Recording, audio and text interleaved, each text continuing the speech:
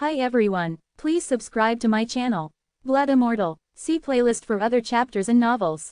Join now our Telegram channel now and enjoy exclusive early access.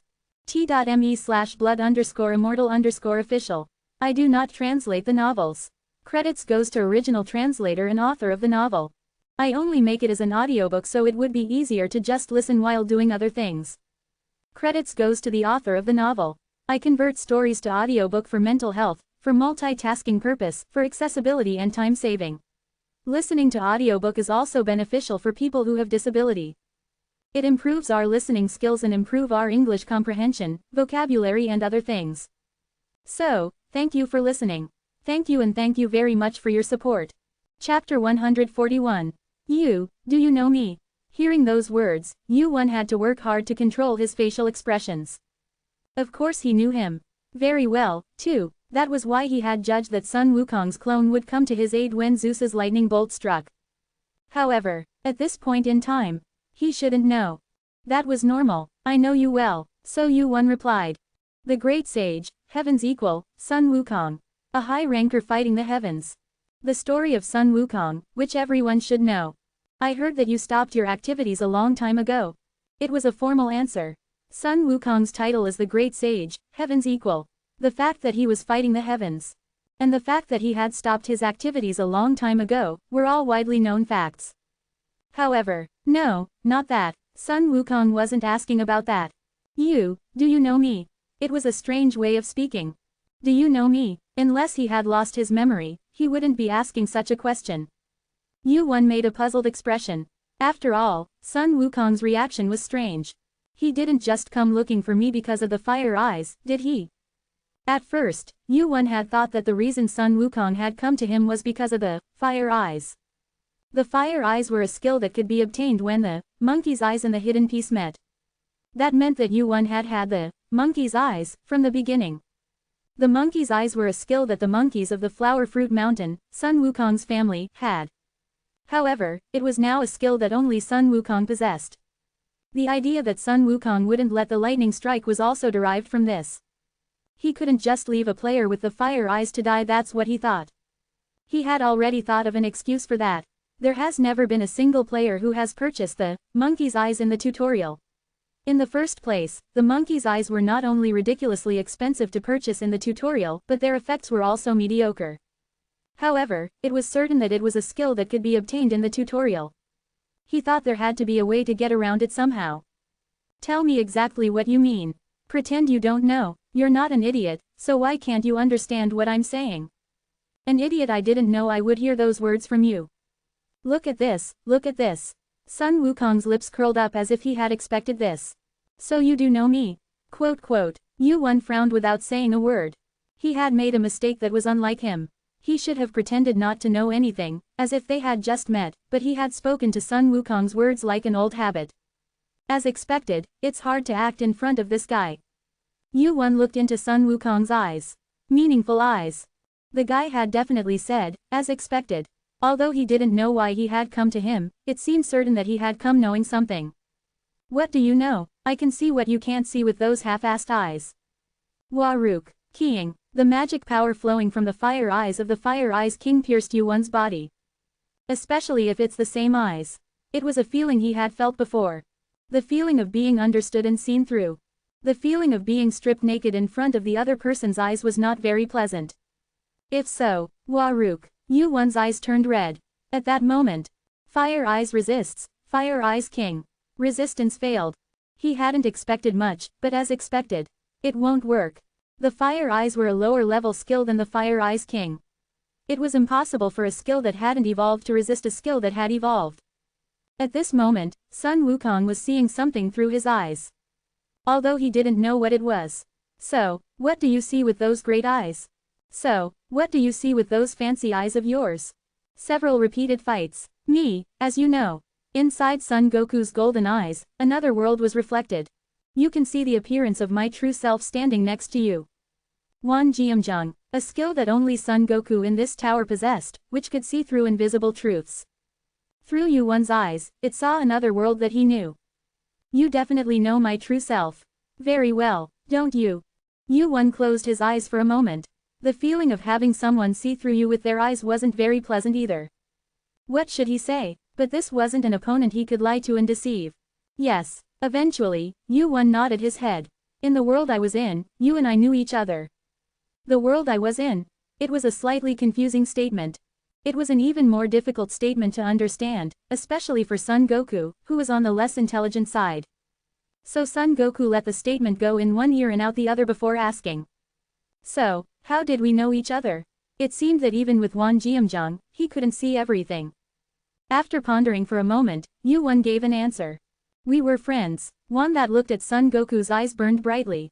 Wan, resonates. It was a feeling he hadn't felt in a long time. We were really, really close friends. Resonance. Son Goku looked at Yu-won's wide-open eyes. From now on, it wasn't Son Goku looking into Yu-won's eyes. He was showing him himself. Through eyes that resembled each other. The wide, tall sky and the landscape of clouds disappeared. What appeared before the two people's eyes was Yu-won lying on a rock and Son Goku standing before him. What the hell are you? Are you sleeping? Son Goku asked Yu-won, who was lying on his spot. He had only gone to see Sophie for a moment, but in that time, someone had fallen asleep with their blindfold on. I'm not asleep yet. Then get up and get out of here. That's my spot. The sun shines the best here. Yu-won, who was about to fall asleep in a good spot, replied nervously. Seeing this, Son Goku asked in disbelief. You didn't die from that. I'm telling you. Boom. Suddenly, lightning struck from the sky. It was weaker than Zeus's thunderbolt, but the lightning that struck the ground instantly shattered the rock Yu-won was lying on. The rock disappeared in an instant. Get up quickly. Pow. Son Goku hit his palm with his fist. You didn't die. Crackle, crackle. In the deep pit, Yu-won rose from the gap of the electricity that hadn't gone out yet. Right after that, the fight began. Boom. The two's fight continued for quite a while. And it seemed that it was quite an interesting sight for Son Goku. Oh, you fight well. Son Goku, who had been watching the fight with an excited face, asked. But are you really that guy? You're so different from now. It was a few decades after I became a ranker. A few decades? You're not even a ranker yet. Boom. Yu-won's and Son Goku's fists collided. The mountain collapsed downwards, and the lightning that fell from the nimbus clouds poured like rain. Are you really that guy? Son Goku had also reached ranker at a fast pace. He was the one who became a ranker and a high ranker in the shortest amount of time. But even so, the speed of Yu-won's growth that he was seeing now was fast enough to surprise even Son Goku. So who won? I lost. No matter how quickly he grew stronger, his opponent was the great sage, Heaven's equal. In their first fight, Yu-won lost to Son Goku. Son Goku didn't kill Yu-won after the fight, and a few years later, the two were able to fight again. This time, this fight had repeated itself many times. Around the 10th time, Yu-won was able to secure his first victory. As we fought, we grew fond of each other. There was a moment when you started following me around. Your main body? Why? I don't know. You know why. At some point, it became natural. They weren't friends, but they weren't enemies either. Yu-won had never been on a team before, but that was when he first started traveling with someone. At first, I was annoyed. I wasn't used to having someone around. Yu-won had never been with anyone. It had been that way since his childhood in the orphanage. Everyone saw him as an eyesore. It either led to them ignoring him or violence, and he found it awkward to have someone next to him. That must have been the reason. He climbed the tower alone. But why did you hang around me? Did you open up to me? How do you get rid of someone who doesn't die? There was no way, so I just forced myself to be with you. Swish. Sun Wukong's vision, which Yu-won was seeing through, changed. It showed Sun Wukong following Yu-won around and Yu-won shaking his arms to get rid of him. And then the fight repeated itself again. It was hard to tell if they were friends or enemies. And then the wall was destroyed. Rumble. The calm sky was shaking. Yu-won and Sun Wukong felt a strange sense of foreboding almost simultaneously. The wall that had never moved before collapsed for the first time, and beings they had never imagined existed poured out from beyond it. What happened after that was simple. We fought and fought again. It's easier to get close to someone when you're fighting together than when you're trying to kill each other. The monsters that defied common sense consumed the rankers. Sun Wukong's eyes narrowed as he looked at them. What are those? The monsters he saw were just what Yu-won was seeing through his vision, not the real outer gods. Outer gods. Deities. Gods outside the tower. They have many names. Gods regardless. That's why they can be called that. Of course, there were countless beings in the tower who called themselves gods. The 3 gods of Olympus, Odin and Thor of Asgard, the 3 demon kings. They all called themselves gods and showed off their powers to match. However, none of them were beings worthy of being called true gods. How can things like that exist? Sun Wukong's face turned white. The 12th clone, he was different from the real Sun Wukong, the main body of the great sage, heaven's equal. That was why he was able to think about the outer gods that Yuan was seeing through his vision. It was because he could feel them more directly than if he had just heard about them. Did you fight those things? I wasn't the only one. The people gathered around, Odin and Heracles, Kronos and Asura, Sun Wukong. And Yuan. Many people gathered and started talking. Everyone here fought, and we lost. That's impossible. They were all high rankers.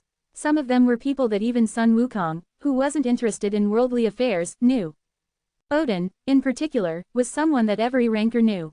Are you serious? We lost even though we all gathered here? Yes, and very badly. Most of the rankers who had fought the outer gods had died, and only a few had survived. It was an unwinnable battle. Everyone thought so.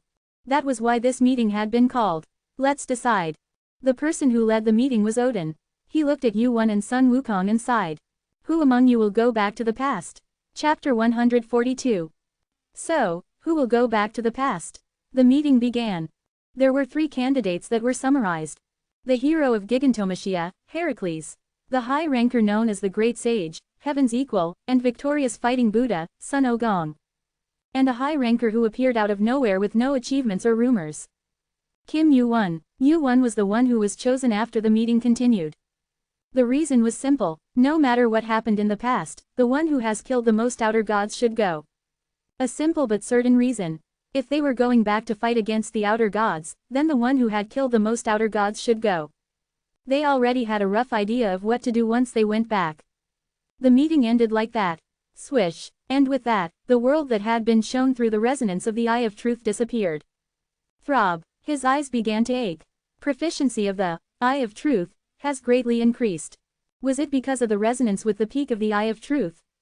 It was the first time that the Eye of Truth's ability had been maximized this much. Thanks to that, his proficiency had greatly increased, and he could feel the side effects of the Eye of Truth for the first time in a while.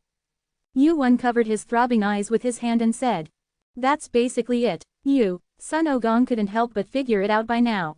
You're from the future." Yeah, Yuan nodded.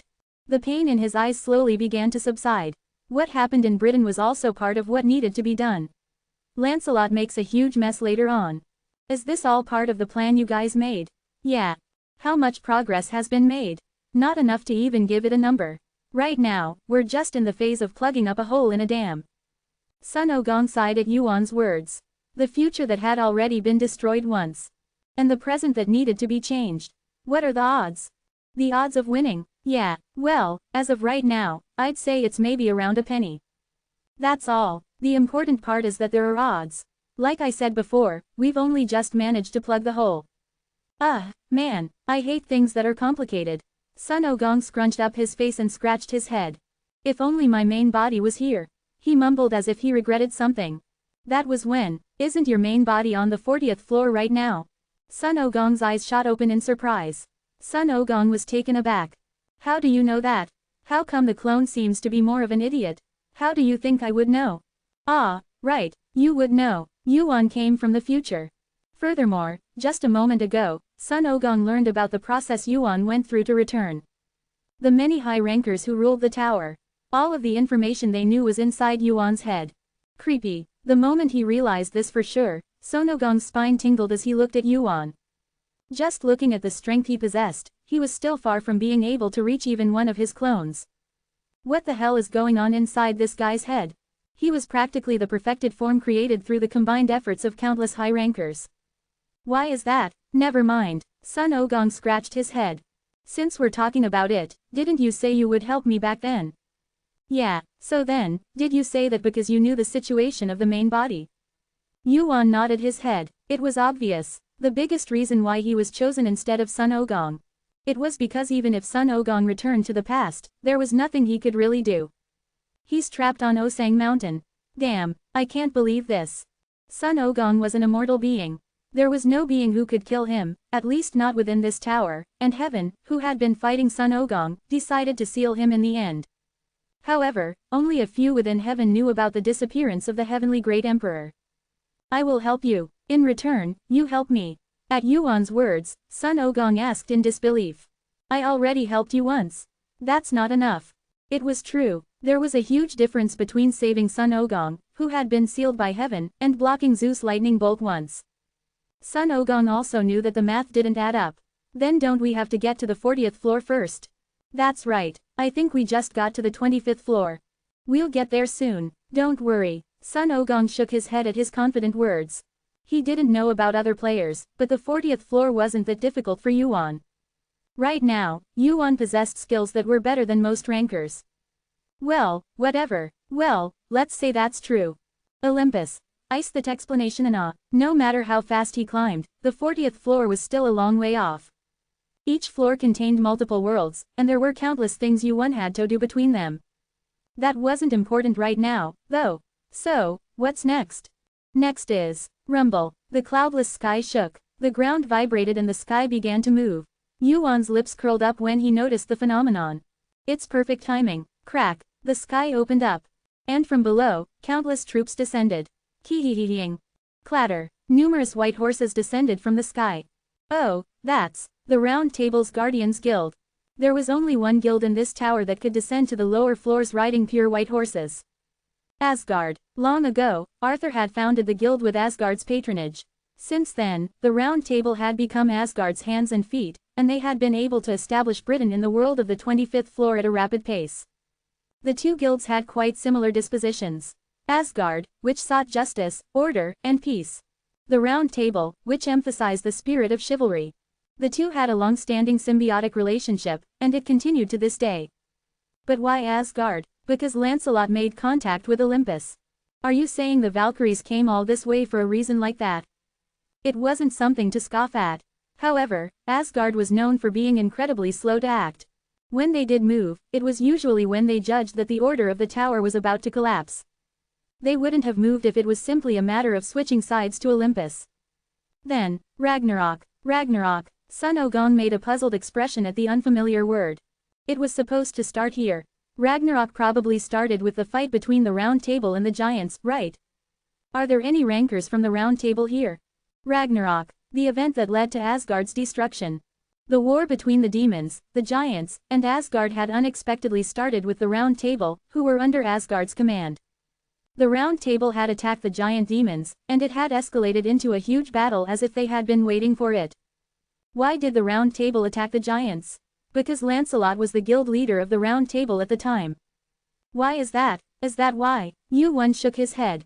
Olympus. Do you understand now? Ah, those bastards again. Asgard was one of Olympus' biggest rival guilds. It was also the only guild that advocated peace and order.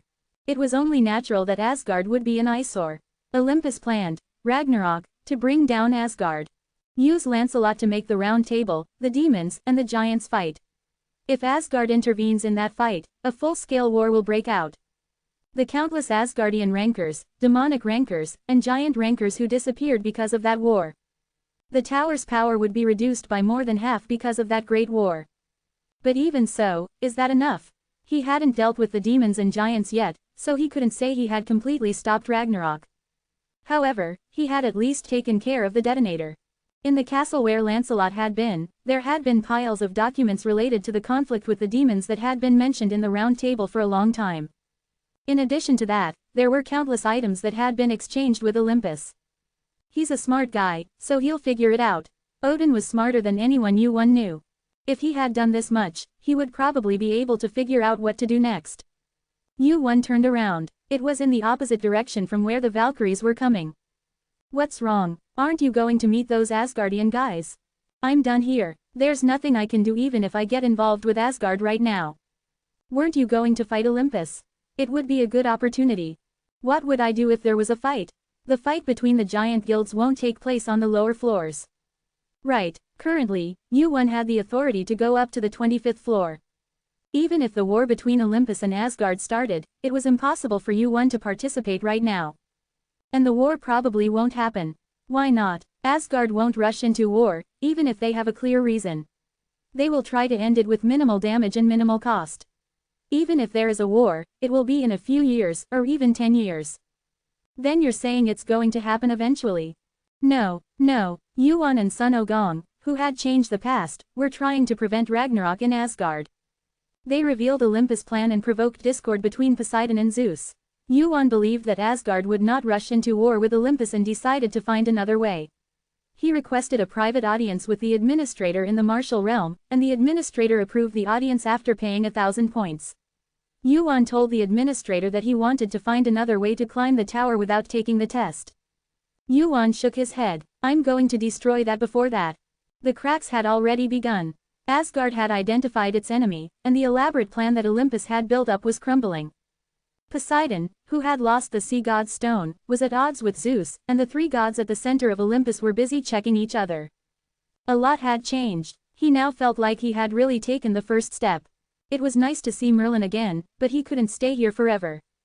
He had rested enough and wasted more time than he had thought. It was time to go back up.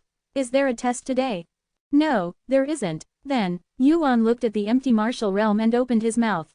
There's not just one way to go up. Coo goo goo goo. The floor of the martial realm shook. As the Valkyries of Asgard appeared in the sky, the ground split open. Requesting a private audience with the administrator. A flow of mana that made the atmosphere vibrate. This feeling was familiar. Administrator, Sun Ogong, who had noticed it early on, looked into the cracked space. 1,000 points will be used. The administrator is thinking. Opening square bracket. Closing square bracket. The administrator approves the private audience. It was quite a late decision. Well, 1,000 points was an absurdly small amount to meet the administrator of the 25th floor. But, he has a conscience after all. With this incident, the administrator owed Yuan a favor, big or small. He couldn't refuse the request, no matter how small the amount was. This is the first time I've seen such an absurd case. A request for a private audience for only 1,000 points. Thud, a large man in slightly shabby clothes walked out of the cracked space. He looked at Yuan and Sun Ogong in turn, then looked at the Valkyries of Asgard descending from the sky in the distance. Valkyries in the heavenly great city, this is quite a mess. It was certainly not a situation that could be seen on the 25th floor. But the administrator quickly withdrew his attention. Sun Ogong or the Valkyries were not the ones who had called him now. Well, whatever. The administrator's gaze finally turned to Yuan. What did you call me for? To that question, Yuan answered. The test. Another way to climb the tower without going through the set tests. I want to report to you directly. After all the tests started with the administrator. Chapter 143. The topic of the administrator's test was first brought up towards the end of the meeting. It may be difficult, but it's the fastest way. The one who gave the opinion was Odin. He was the being who had lived the longest in this tower. And in those days, there was no system in place for the test supervisor to conduct the test as the administrator's proxy. The system was created a few hundred years after Odin became a ranker. More safely, more easily, a smooth path to becoming a ranker was created. However, Odin suggested a path that was thorny but faster than the winding and distant Silk Road. If you are confident, take the test from the administrator. Then, things like the test schedule will be meaningless. And if that happened, the speed at which they ascended would increase significantly. There was only one problem.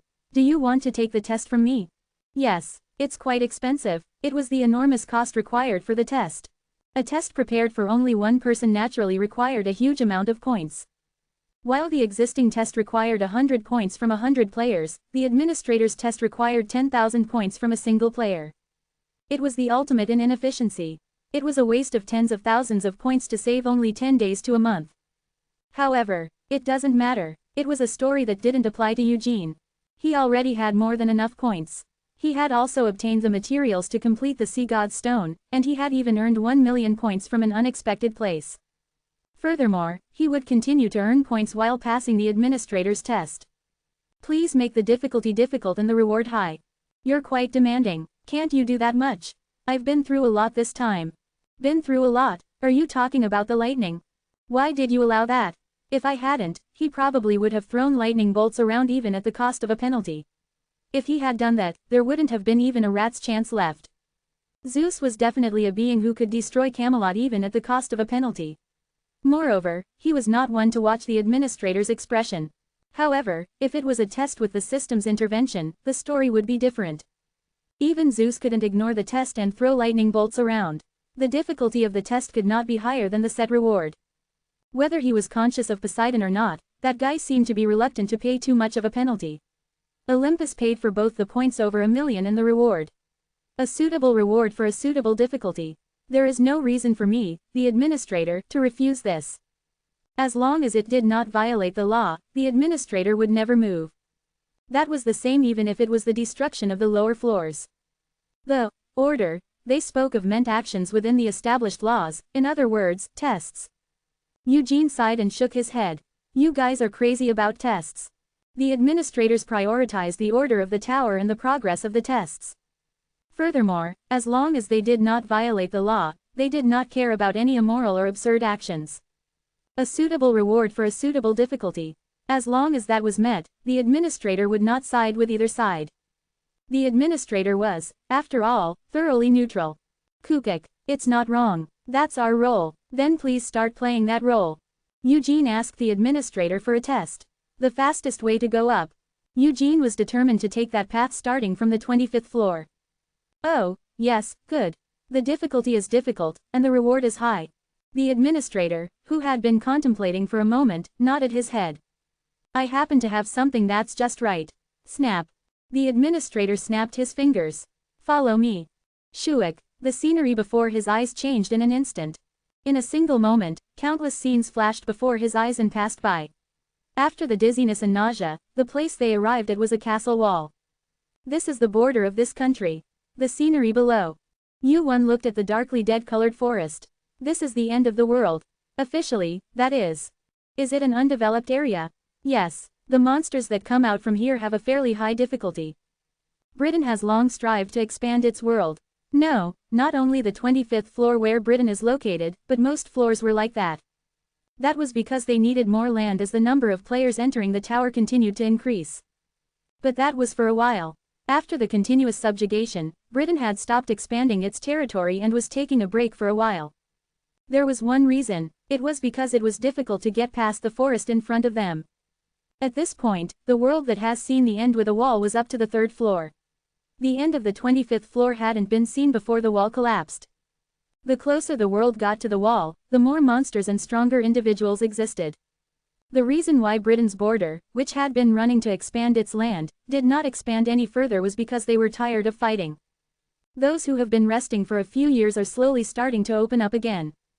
The administrator is a godlike being who rules this world.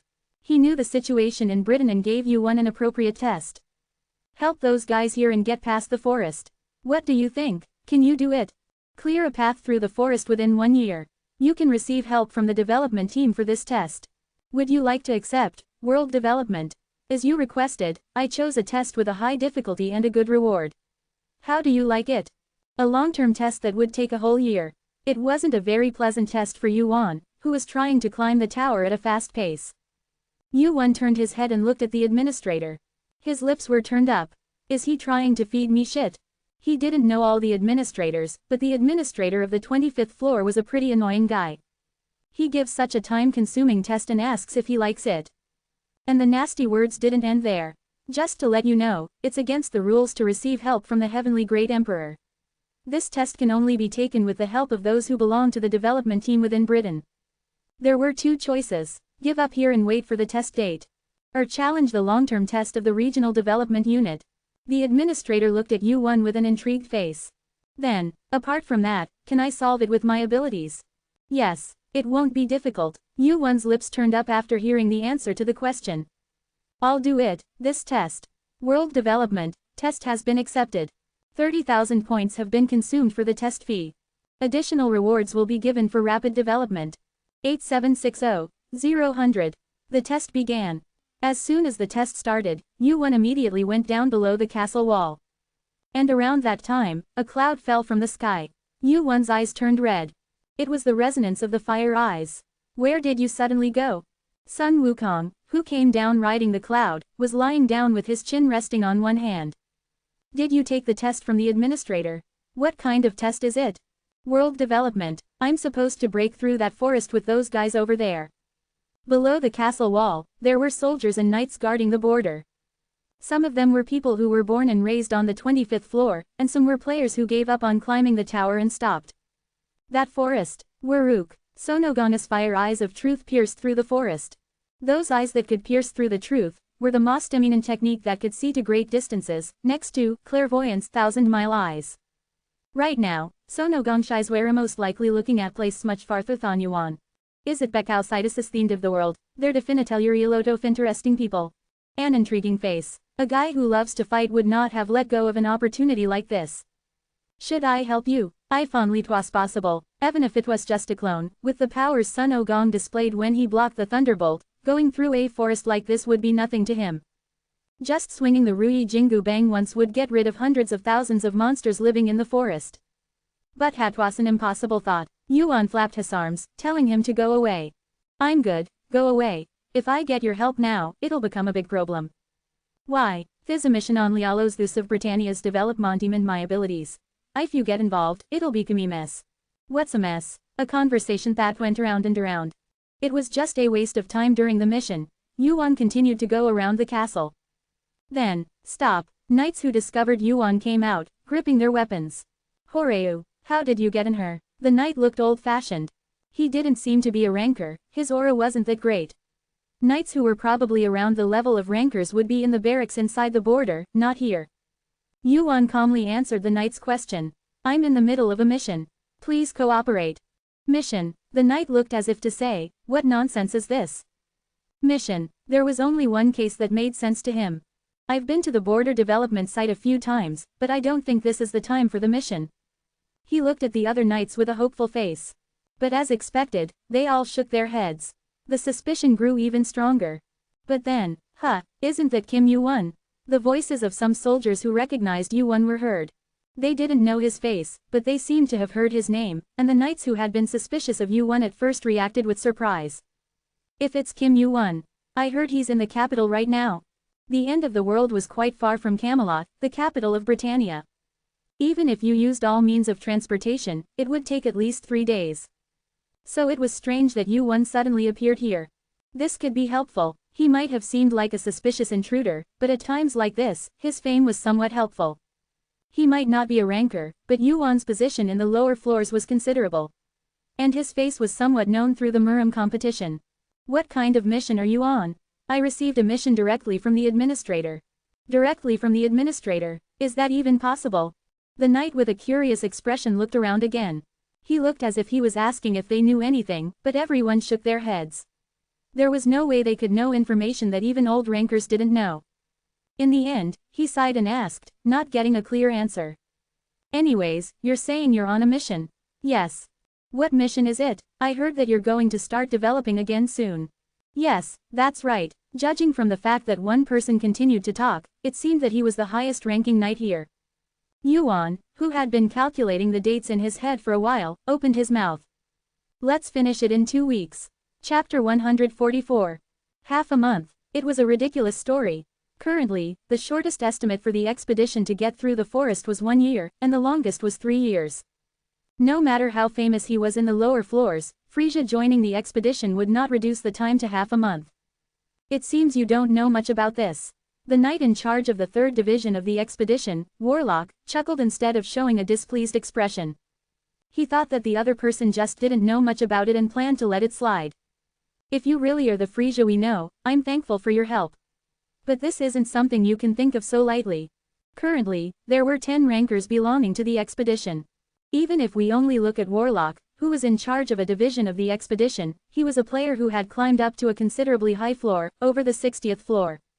Even an expedition like this, which took at least a year, was impossible for Frisia to accomplish. If you are just planning to help lightly, I'd like to advise you to give up early and take the official test. Not half a month, but it might take a year, or maybe even a few more years. When are we starting? Was he just talking while covering his ears? Warlock frowned and shook his head. In any case, if it was Frisia, he would be a great help to the expedition. There was no reason to refuse. This really is a test. You have to go through a procedure to prove your identity separately from the player kit. Since you should be in Camelot, it is a bit strange that you are here. And the start is Warlock looked back at the soldiers who had already finished arming themselves. Today, when joining the expedition, there was nothing special to prepare. He was always prepared to fight. There were more things he needed, but it wasn't his job. How long will it take? The expedition's departure was after lunch. After confirming his identity and being assigned a separate room, Frisia finished a simple meal with the food he had kept in his inventory. Like that, the meal was over. Gulp, we're finally starting again. Warlock exhaled nervously as he approached the forest. The 25th floor's unexplored region. It was a job that was quite full of pride as it expanded the world, but this nervousness never got familiar no matter how much time passed. Are you really okay? Warlock asked Frisia, who had newly joined the expedition. He joined as a mercenary, not as a knight or soldier, and he had taken the initiative to be at the front of the expedition. I'm fine. The place Frisia was walking was a precarious position at the very front, not leaving the expedition's position. Was he that eager? Warlock felt a bit anxious. I hope nothing happens. He was a player with a promising future. He had failed to become a ranker, but from what he had heard, Frisia was sure to become a ranker in the future. No, if he just put in the effort, he would be able to reach high ranker. Then, let's move. Clang. At Warlock's command, a bell rang, announcing their departure.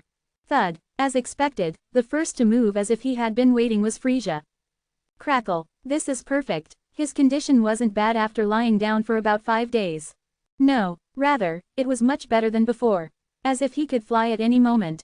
I'm still tired. It hadn't even been a few hours since he had woken up from fainting. Still, his body felt full of energy. There was one reason. It was thanks to the increase in his stats. Crackle. Electricity flowed out of Frisia's body. It was a tingling sensation. What? The soldiers who were following him hurriedly backed away. It was to avoid being caught up in the electricity. Warlock shouted in surprise. What are you doing all of a sudden? Frisia heard his words clearly, but he didn't answer. Frisia's eyes were fixed on the front the entire time. So this is how it feels. Electric attribute mana was never common. It was a rare attribute mana even among rankers, and the representative ranker of it was Zeus. If we just look at its power, it was the strongest mana among all attributes. Furthermore, Frisia's current mana stat had increased by 3 levels compared to before, reaching 105. Feeling the power, Wu Yun reached out his hand. Crack, what are you doing now? Thud. Warlock, who had been asking questions because he thought Wu Yun's behavior was strange, gasped. The sound of footsteps could be heard between the black, rotten, and crumbled trees. And through the gaps, eyes that could be seen dimly. Krrr. Kya. He drew a line at the edge of the forest, saying not to approach any further. Only then could Warlock recall. Right now, the invaders were themselves. Is this your first time in a pioneering party? Crackle. Wu Yun asked, emitting electricity all over his body. Warlock was shocked. He felt like he had been stabbed in the heart. He had always been in Camelot, and this was the first time he had joined as the captain of the pioneering party. A moment of hesitation or confusion will drive your colleagues to limbs. So the leaders should never be confused. The Knights of Britain were not those who could be thought of as mere players or rankers. They were those who fought more systematically than any other force in the tower. As such, they showed abilities beyond their individual abilities in many battles. The same was true in the fight against the Outer God. But at that time, it was difficult to show a look of confusion like now. Wu Yun nodded in response to Warlock's apology, bowing his head in shame. I'm sorry. Wu Yun nodded in response to the apology. Step by step, 2 steps forward. Wu Yun, who had left the group, approached the forest twinkling with numerous eyes. Wait, move alone. Warlock, who was about to say that he shouldn't move alone, stopped. Crackle. The current flowing from Wu Yun's body gradually grew stronger. At first, it was a bit uncomfortable to be close, but now it was impossible to even approach. The concentration of mana flowing from Wu Yun's body was that thick. As of heard no, is it more than that? He thought it was dangerous for Wu Yun, who was not even a ranker, to take the lead. But that wasn't it. This was enough. The concentration of mana flowing from Wu Yun's body was on a different level than that of an ordinary 25th floor player. He was convinced that he would not die easily even if there was an accident. Now, expectations outweighed worries. Is it really as rumored? Crackle. Mana of electricity gathered and condensed in Wu Yun's hand. That moment, piece of lightning, reacts to Quiney. Black soul stone, reacts to, piece of lightning. Roar. The electricity gathered in his hand turned black. It was a combination of dark attribute mana and electric attribute mana. What? Warlock's eyes widened as he watched the combined mana of two attributes. He could understand the conversion of mana attributes. It wasn't impossible for a player who had climbed the tower to some extent. However, dealing with mana of two or more attributes, and combining the power of two attributes at the same time, was a completely different matter. Control that even a decent ranker would find difficult. Crackle. The electricity in Wu Yun's hand was taking shape. I heard it once. A high ranker recognized as the king of Olympus, who proclaimed himself the ruler of the tower. Among the rankers who exist on the top floor of this tower, there is one who uses a power similar in shape to that. The throne of heaven, a being who ascends to the clouds above the sky and casts the lightning of judgment beneath the earth. The god of the sky, Zeus. What Wu Yun was holding in his hand looked just like that. 1, 2. Wu Yun's posture resembled that of spearfishing, which was like throwing a long spear. The black lightning in his hand left his fingertips. 3. That moment, flash. From the direction of the forest, the light of black electricity stimulated the eyes. Rumble. An explosion of electricity erupted not far away. Crack, buzz, snap. In an instant, the trees in the forest collapsed and burned. The electric mana spread ominously, extending its range beyond the forest. Quote exclamation mark quote. Crazy. Damage. Warlock drew his sword and released mana forward to minimize the damage. Even though it wasn't in the range of the skill, it was this much damage. Ranker. Wasn't he Kim Wu Yun? No, that couldn't be. No, that can't be right. Of course, he had also confirmed the number of permitted floors indicated in the player kit, and it matched the face that had appeared in the Muram competition. The person in front of him was definitely Kim Yu-won. However, so this is really a player from the 25th floor. He had heard a lot of rumors. The strongest player. It was a grand title, he thought.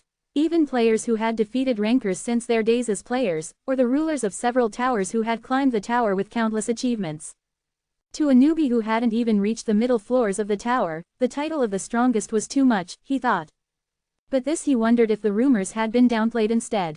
What are you doing? Looking at the soldiers who had stepped back, Yu-won pointed at the wide open path and said. Let's go. Warlock was taken aback by his words and muttered to himself. It's because of you. 3 days had passed since the start of the world's development. Yu-won continued to join the pioneering force, focusing on clearing the path. Quirung. Yu-won threw another thunderbolt. The screams of the monsters were drowned out by the loud thunderclap. The mana that flowed out of his fingertips exploded with great force as it left. This is thrilling. Recently, for the first time in a long time, he felt like he was really going all out. 105 stat. He had overcome the stuffiness a bit since his stats had exceeded 3 digits, but compared to before his regression, his mana was still like a handful of sand. However, the change in stats since exceeding 3 digits had made a big difference. It had been a long time. It had been a long time since he had felt this fun while moving. Pozijik. A thunderbolt was taking shape in his hand. It took quite a while to create one. It's still about 30 seconds, huh? Yu-won thought of Zeus' thunderbolt. That brute force that had the power to wipe out a city. It was a technique he had created with that in mind. However, the power was still ridiculously low, and it took too long to create. It's perfect for practice. The forest, which was the development site, was so vast that Yu-won wouldn't be able to see the end of it, no matter how much he ran. Quirung. After throwing one more thunderbolt, Yu-won started to create the next one again. And Warlock, who was watching him, could only continue to make a dumbfounded expression. He's a real monster. He didn't seem to be able to use it quickly, but the power of the thunderbolt that Yu-won was throwing was more powerful than any skill Warlock had ever seen.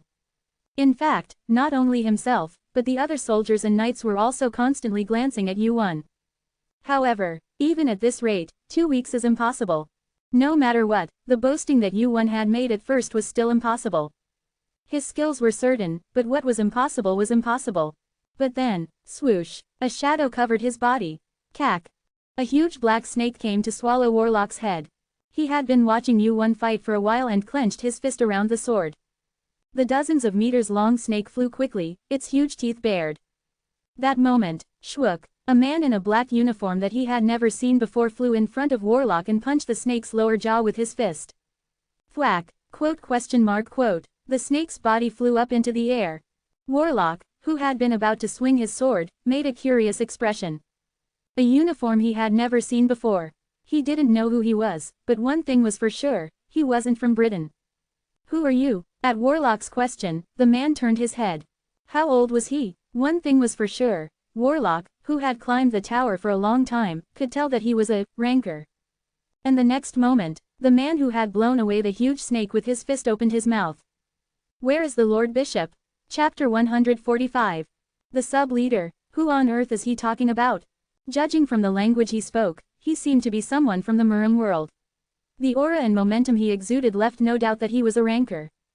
The fire burning in his eyes suggested that he was quite impatient. Who on earth are you talking about? I'm talking about our sub-leader, sub-leader. If it's the sub-leader. I am Quancheonju of the heavenly demon cult, Pung Bakrim. Warlock's eyes widened at Pung Bakrim's introduction. The heavenly demon cult. Although it was a world on a lower floor, the Murim world had a special corner unlike any other floor. The Murim guild had countless rankers and one high ranker. The heavenly demon cult. The leader of that place was known to be the high ranker of the Murim world. And if he was the Quancheonju of that place, he must have been one of the 4 rankers who symbolized the heavenly demon cult. I've heard that they've been moving actively recently after being dormant for a long time. I never thought they would come up to this place on another floor. But, why are you looking for your sub-leader here? I received an order to come here. At first, I wondered why he was looking for the sub-leader, but now he says he received an order in person. To this place? Yes, apparently, to us, Quancheonju. Someone approached from behind, cutting off Pung Bakrim's words. It was Yuan. Pung Bakrim's face brightened as he turned his head. Ha ha ha, you were here. I came in a hurry because you were holding on to the wrong person. Warlock, who had been listening to their conversation, made a bewildered expression. The sub-leader. Warlock's gaze turned to Yuan. He is the sub-leader of the heavenly demon cult. It still didn't feel real. If he's the sub-leader, isn't that the position next to the leader? Just by looking at how the Quancheonju in front of him treated him respectfully, it was obvious. Kim Yuan, that he was the second in command of the heavenly demon cult. What about the others? You didn't come alone, did you? Pung Bakrim smirked at Yuan's question. Of course not. Whose orders are these? Do you think I came alone? Pung Bakrim turned his head. And then, Yuan's gaze turned with him. Chuck, chuck, chuck. Numerous footsteps, and a huge crowd of people in the distance. Warlock looked at them with a face of disbelief. He wasn't the only one. The gazes of countless brightened soldiers who had entered the forest for the reclamation turned to one place. Thousands. No, maybe tens of thousands. Several times the number of soldiers who had participated in this reclamation force were approaching Yuan. And, Chuck, they all knelt before Yuan and pledged their allegiance. To the great sub-leader. Great sub-leader, that's enough. Yuan's voice cut through the heavenly demon cult's warriors who were about to follow Pung Bakrim's words. A low and small voice, yet it was clearly audible. At that voice, the noisy hall fell silent as if cut with a knife. Yuan looked at the tens of thousands of followers kneeling before him. Sub-leader of the heavenly demon cult. A title that gave absolute authority over everyone in the heavenly demon cult. It was a title he had never used once after receiving it. But now, Yuan decided to use that title for the first time. As the sub-leader of the heavenly demon cult, I order. Surely, this test had a restriction that prohibited outside help. The only people who could help were the knights and soldiers of the reclamation force that had been initially assigned. Other than that, it was a test that had to be solved solely by the abilities Yuan possessed. And the effective, sub-leader of the heavenly demon cult, was clearly an ability that Yuan possessed. From now on, help the reclamation force here. Yuan looked around at the knights of the reclamation force, including Warlock. Reclaim the forest as quickly as possible. Pang. As the order fell, Pung Bakrim clenched his fist hard. Yes, sir, John, Myung. Suddenly, the voices of tens of thousands of followers echoed. Most of the followers of the Cheonma Shinkyo were players. Those who were born in Cheonma and had gathered under the name of Faith, climbed the tower, became players, and returned to Cheonma. Furthermore, all the followers that had gathered here had all climbed up to the 25th floor. And on top of that, there are more rankers than I thought. Among them, there were even rankers that had reached the top of the tower. It wasn't for nothing that the Cheonma Shinkyo was known to possess half of Murim's military power. Excluding the high-ranker Cheonma, they possessed considerable power. All of them were made up of elite players.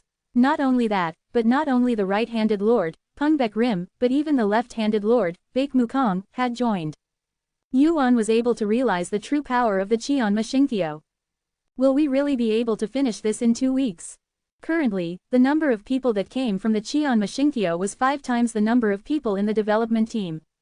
The number of rankers, as well as the individual rankings, were the same. The development team was made up of normal knights and soldiers excluding the knights of the Round Table, but the followers of the Qianma Shinkyo that came here now were the elites of the Qianma Shinkyo. Murim, with the Qianma Shinkyo on their side, has stepped into the final stages of becoming a large guild. The followers are also starting to climb the tower again. A player climbing the tower has a significant meaning. As 1 or 2 of them become rankers and their strength increases, the overall military power of the guild increases. Furthermore, the Qianma Shinkyo was known to be warlike. He realized it once again. The power of the title, sub-leader of the Qianma Shinkyo, that he had forgotten about until now. Being able to command a force was such a powerful thing. I should at least greet them later.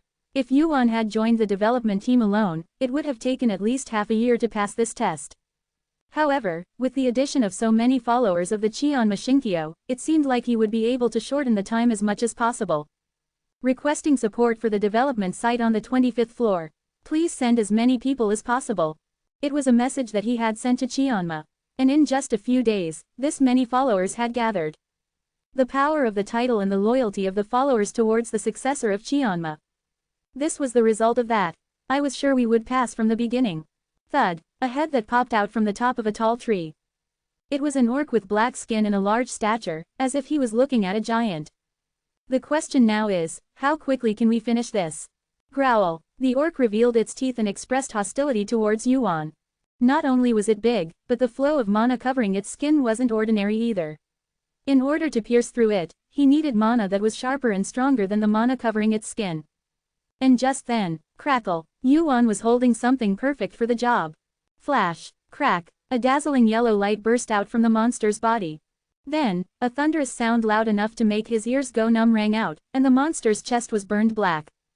Kya, the monster's body twisted while its mouth was wide open. The skin and flesh covering its body sizzled and gave off steam as its body slowly tilted. Thud, the heavy body collapsed and the ground shook. Yuan immediately prepared the next lightning bolt. And the gaze that was watching that sight. Oh. Pungbek Rim forgot about the fist that he had extended forward and watched Yuan fight. 10 days had passed since the development of the world had begun. The development was proceeding quickly.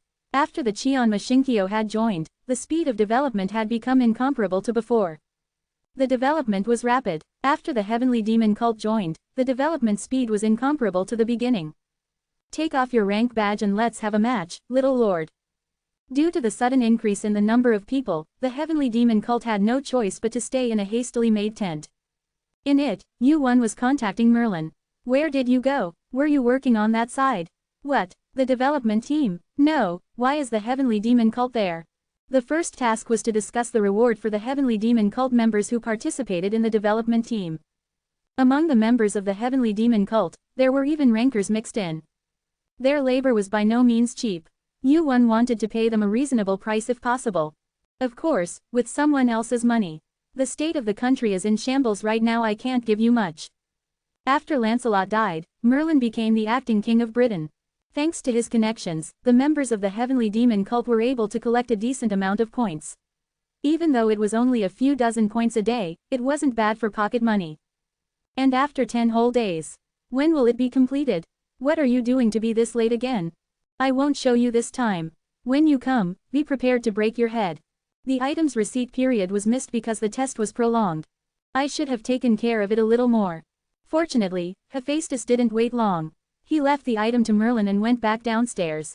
It seemed that he no longer had any reason to stay in Britain after completing the item.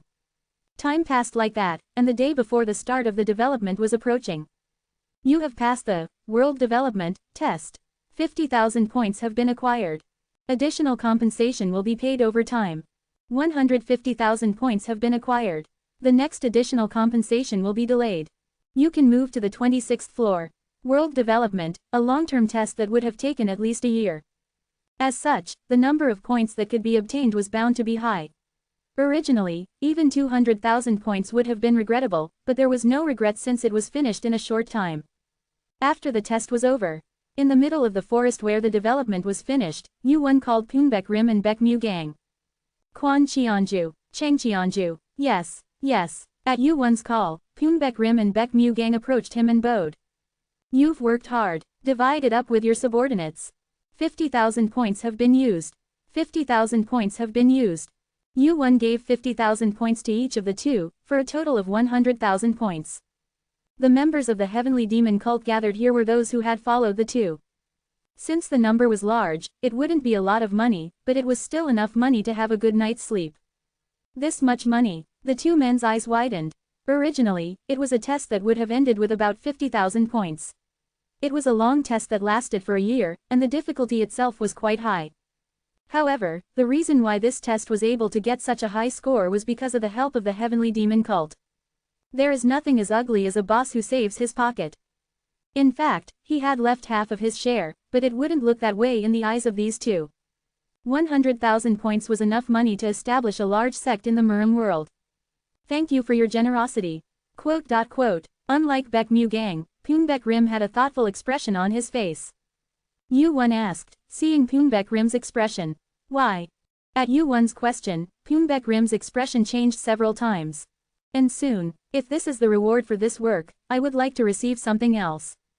As if determined, Poonbaek Rim's eyes changed with those words. Speculation flickered in his eyes. Along with that, a mana full of fighting spirit began to ooze out of Poonbaek Rim's body. Take off your rank badge and let's have a go, young master. Chapter 146. I want to say that you're being too harsh, but... Quan Cheonju, Theffersto Prespon to Feng Balin Shudan actions was the Lord of the Heavenly Spear, Baek Mu Gong. He became enraged at Feng Balin's disrespectful actions of revealing his fighting spirit towards the high priest and even took out his weapon. Stop it. Wu Yuan stopped Baek Mu Gong. No matter what he said, Feng Balin's fighting spirit would not be broken. It seemed that he had not thought about it for a day or two, as his fist, which had come down, was clenched tightly. Then, can we start right now? Anyway, due to the delay in the reward, he could not go up to the next floor right away. After giving the two of them their rewards, he was about to go and get the completed item right away, but it was not that urgent. If it was a duel, it would not take that long. Feng Balin's brightened at Wu Yuan's permission. Thank you. What? It's no big deal. Then let's get started right away. Lord of the Heavenly Spear, would you please look around and make sure no one gets involved? But, High Priest, this is an order. After hesitating for a moment, Baek Mu Gong bowed his head and accepted the order, then distanced himself. Feng Balin also stepped back about 20 steps from Wu Yuan. In an instant, the surroundings transformed into a stage for the two of them. Crackle, blue electrical mana flowed into Feng Balin Shand.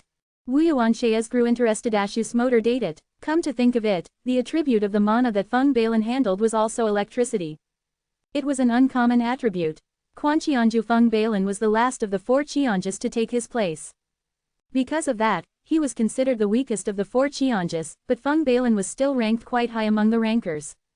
He was known as the strongest in the heavenly demon cult in martial arts that symbolized the fist. Furthermore, this was not the 10th floor, but the 25th floor. I will not use the Heavenly Demon Order. Feng Balin Shibro switched. The Heavenly Demon Order was the skill that had the worst compatibility for a martial artist of the Heavenly Demon cult. This was because all the powers they had learned were below the Heavenly Demon Order, and they were unable to directly attack the Heavenly Demon Order. In fact, Wu Yuan had used the Heavenly Demon Order on the 10th floor and had a close match with Feng Balin. However, now, Wu Yuan declared that he would not use the Heavenly Demon Order. I would like to say that you are being too reckless, but... Poonbaek Rim had no choice but to admit it. I appreciate your consideration. For the past 10 days or so, he watched Yuan fight as part of the pioneering force. It was amazing. Just how far did he climb during that short period of time? The power of lightning he threw out as if he was practicing made even him surprised. He was definitely not below him anymore. Even without Cheon Marayong, he was at the level of 100 out of 100. Let alone with Cheon Marayong, the result was obvious. Then, crack, electricity ran through Poonbaek Rim's body. It wasn't just the electricity that he controlled. A sign of penalty, he had been increasing his power while accepting the penalty from the start. I will be going. Boom, the ground caved in, and Poonbaek Rim's body was thrown forward. And at the same time, electricity exploded from Yuan's hand. Crackle, bzzzzzt. Two bolts of electricity in different colors collided and sparked in all directions. Poonbakrim looked at Yuan, who was emitting electricity like himself, with fire in his eyes. A quick series of attacks and defenses. Yuan was using his fists instead of a sword. Strangely enough, it wasn't awkward for him to use his fists. Obviously, Yuan's specialty should have been the sword. Are you not going to use the holy fire? A symbol of the Cheonma divine church and the power that represented them. Holy fire. Yuan became the sub-leader of the Cheonma divine church as the being who possessed that power. Poonbakrim wanted to experience that power firsthand. However, I'm practicing this right now.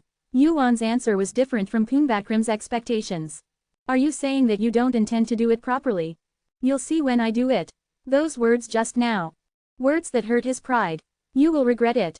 Whoosh, crackle, blue electricity condensed in Poonbakrim's fist. Yuan's gaze turned to Poonbakrim's fist. This feeling was familiar. Breaking the sky-piercing thunder. Bzzzt. A powerful punch that stretched out in a straight line. It was the first attack that he had thrown at Yuan as the first test of the Cheonma Divine Church. It's much more powerful than it was then.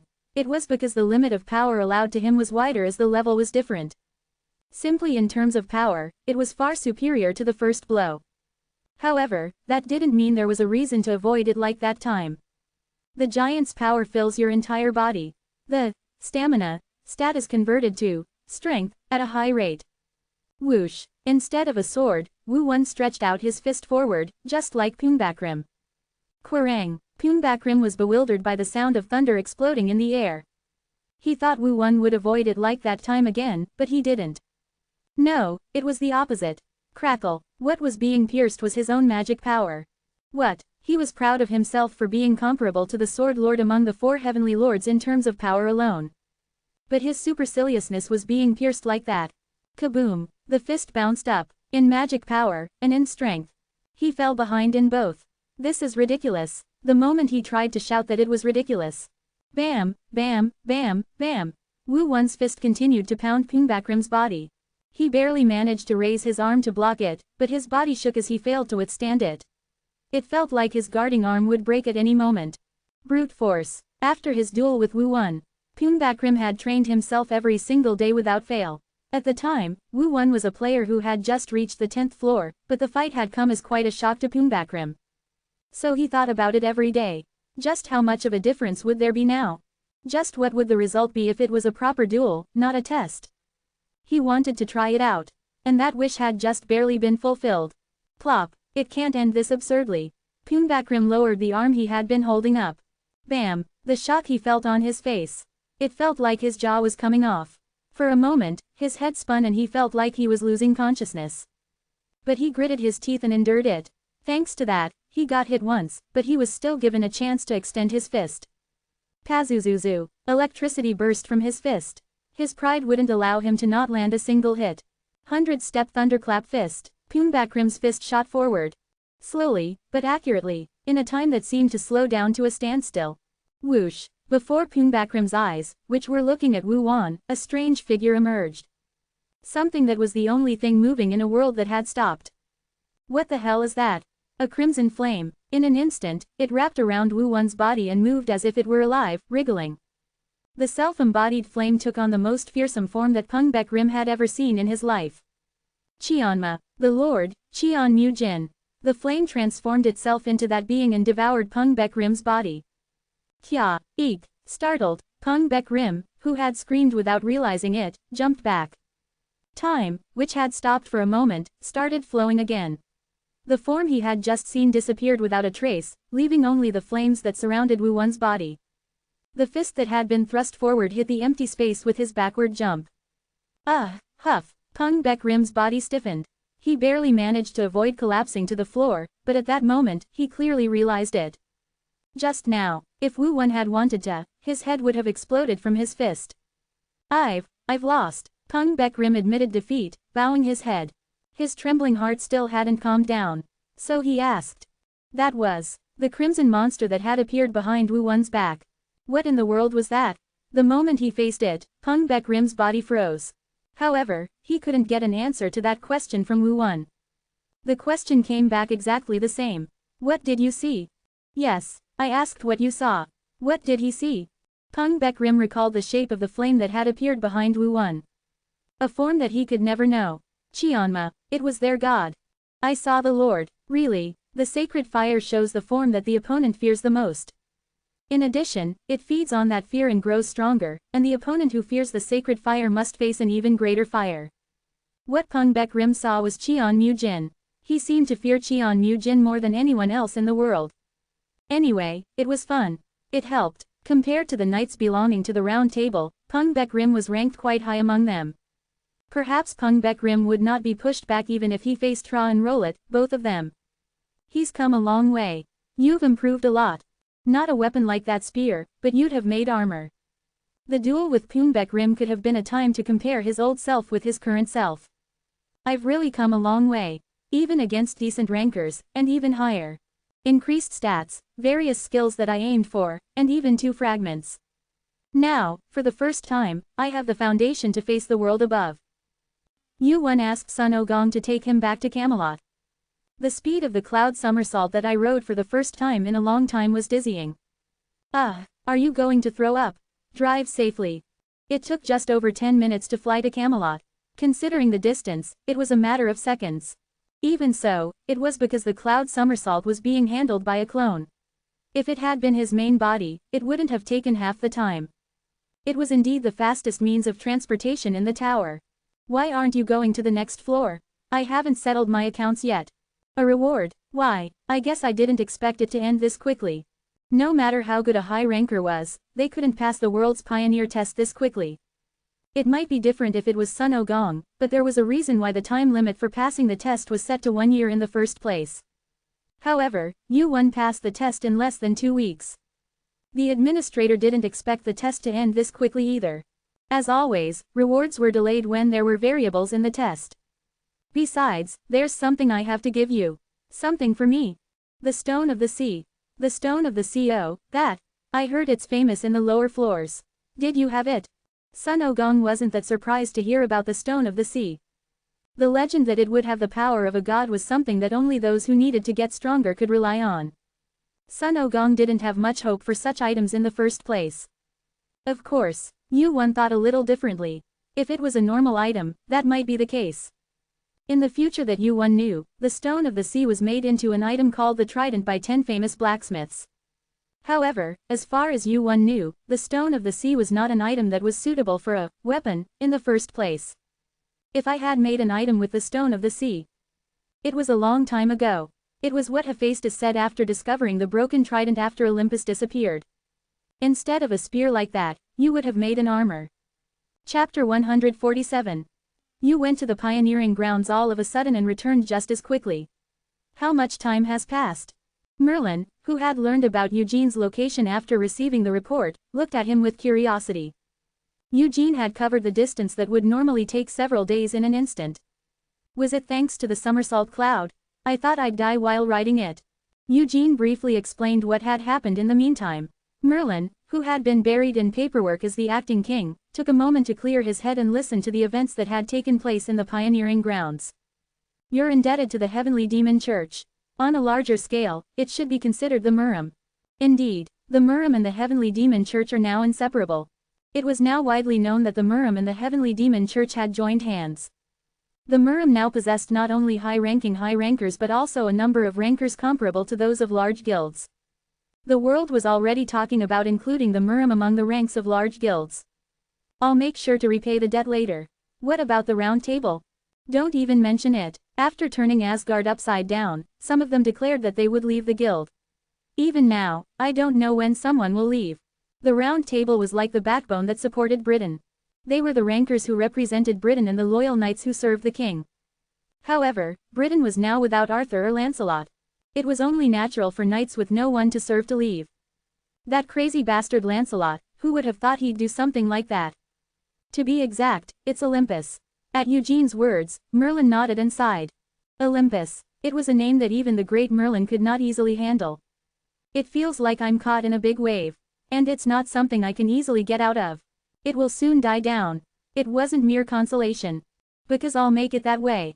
Merlin looked at Eugene for a moment, who spoke with confidence. If anyone else had said this, he would have laughed at them. Even if a high ranker said it, it would have been dismissed as a joke, but the person in front of him was a player who had just reached the 25th floor. But even so, Merlin couldn't laugh at him. In fact, he had completely turned this Briton upside down in a matter of days. No, he had returned it to normal. Yes, I hope it does. After finishing his story, Merlin raised his hand. Was this the reason you came? You can go up now. Swish, swish, swish.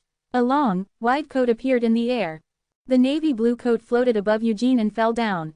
Thud, the coat fell into his outstretched hand. Tisk, tisk.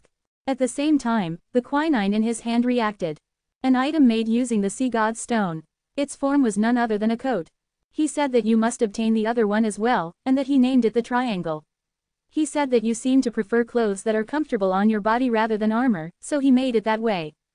That's perfect. Triangle. Perhaps the other one that Hephaestus spoke of would be the heavenly god stone.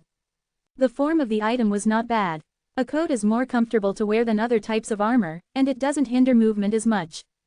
The fact that it covered a large area of the body was also an advantage. Above all, it was light.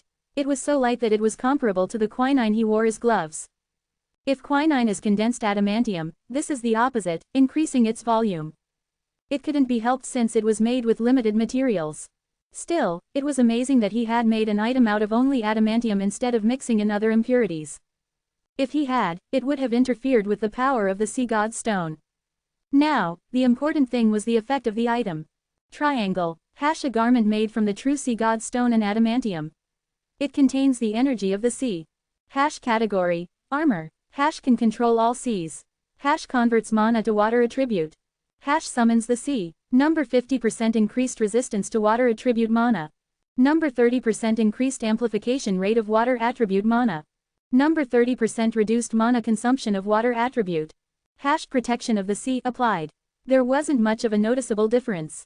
The effect that had the restriction attached to it had disappeared, and a new option called protection of the sea had been added. Yuan checked the skill attached to the triangle. Protection of the sea. Rank. S. Classification. Passive. The power of the sea constantly protects the body from harmful forces. A short and simple description.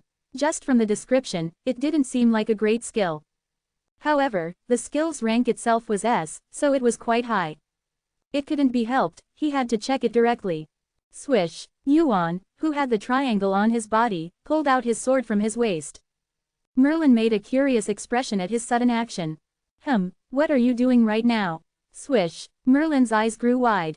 Yuan, who had suddenly pulled out his sword, swung it down on his own arm. Clang. A dull thud. What are you doing? Yuan nodded his head at Merlin's surprised exclamation. It's fine. What? I'm just checking the effect. How is the defense, and what is the effect of the skill attached to the item? You're cutting your own arm to check that. It didn't cut me. Yuan shrugged as he put the sword back in. This is an adamantium armor even if it doesn't look like it. It's not easy to cut even if you try to cut it on purpose. He looked like he couldn't believe it. But still, Yuan had really swung his sword as if he was going to cut his own arm just now. From Merlin's perspective, who was watching from the side, it must have looked like he was committing self-harm. And probably, even if this was made of paper, it wouldn't have been cut much. What do you mean? I'm being protected. The sound that was made when he tried to cut his clothes. By something. It wasn't just a sound that was made because of the defense of the triangle. The moment he made up his mind to cut his arm off, he felt a buoyancy that pushed the sword away. And with considerable force too. A force that protected his body even without his conscious effort. Protection of the sea, that was the greatest function of the triangle. Next, step back for a moment. Toot toot toot. Yuan looked back at Merlin with the mana he felt from the triangle.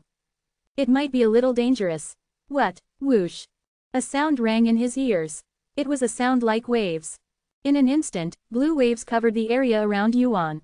The scenery of the room, including Merlin, disappeared, and something white and opaque appeared before Yuan's eyes. A body. He was standing with his back turned. As if there was a reason why he couldn't see in front of him. This wasn't the first time he had experienced this phenomenon. When he first obtained the black sky stone and held the adamantium forged quina in his hand. The moment the power hidden in the power of the jewel came out through the power of the item, Yuan could see the eyes of some being. And now, Yuan was looking at the back of that being. Toot toot toot. A familiar stream of energy flowed out through the triangle. And at that moment, as if it had been waiting, the egg cracked open. The egg of rejoices. The egg of opens its mouth. It greedily devoured the power. In the meantime, Yuan asked someone he didn't know.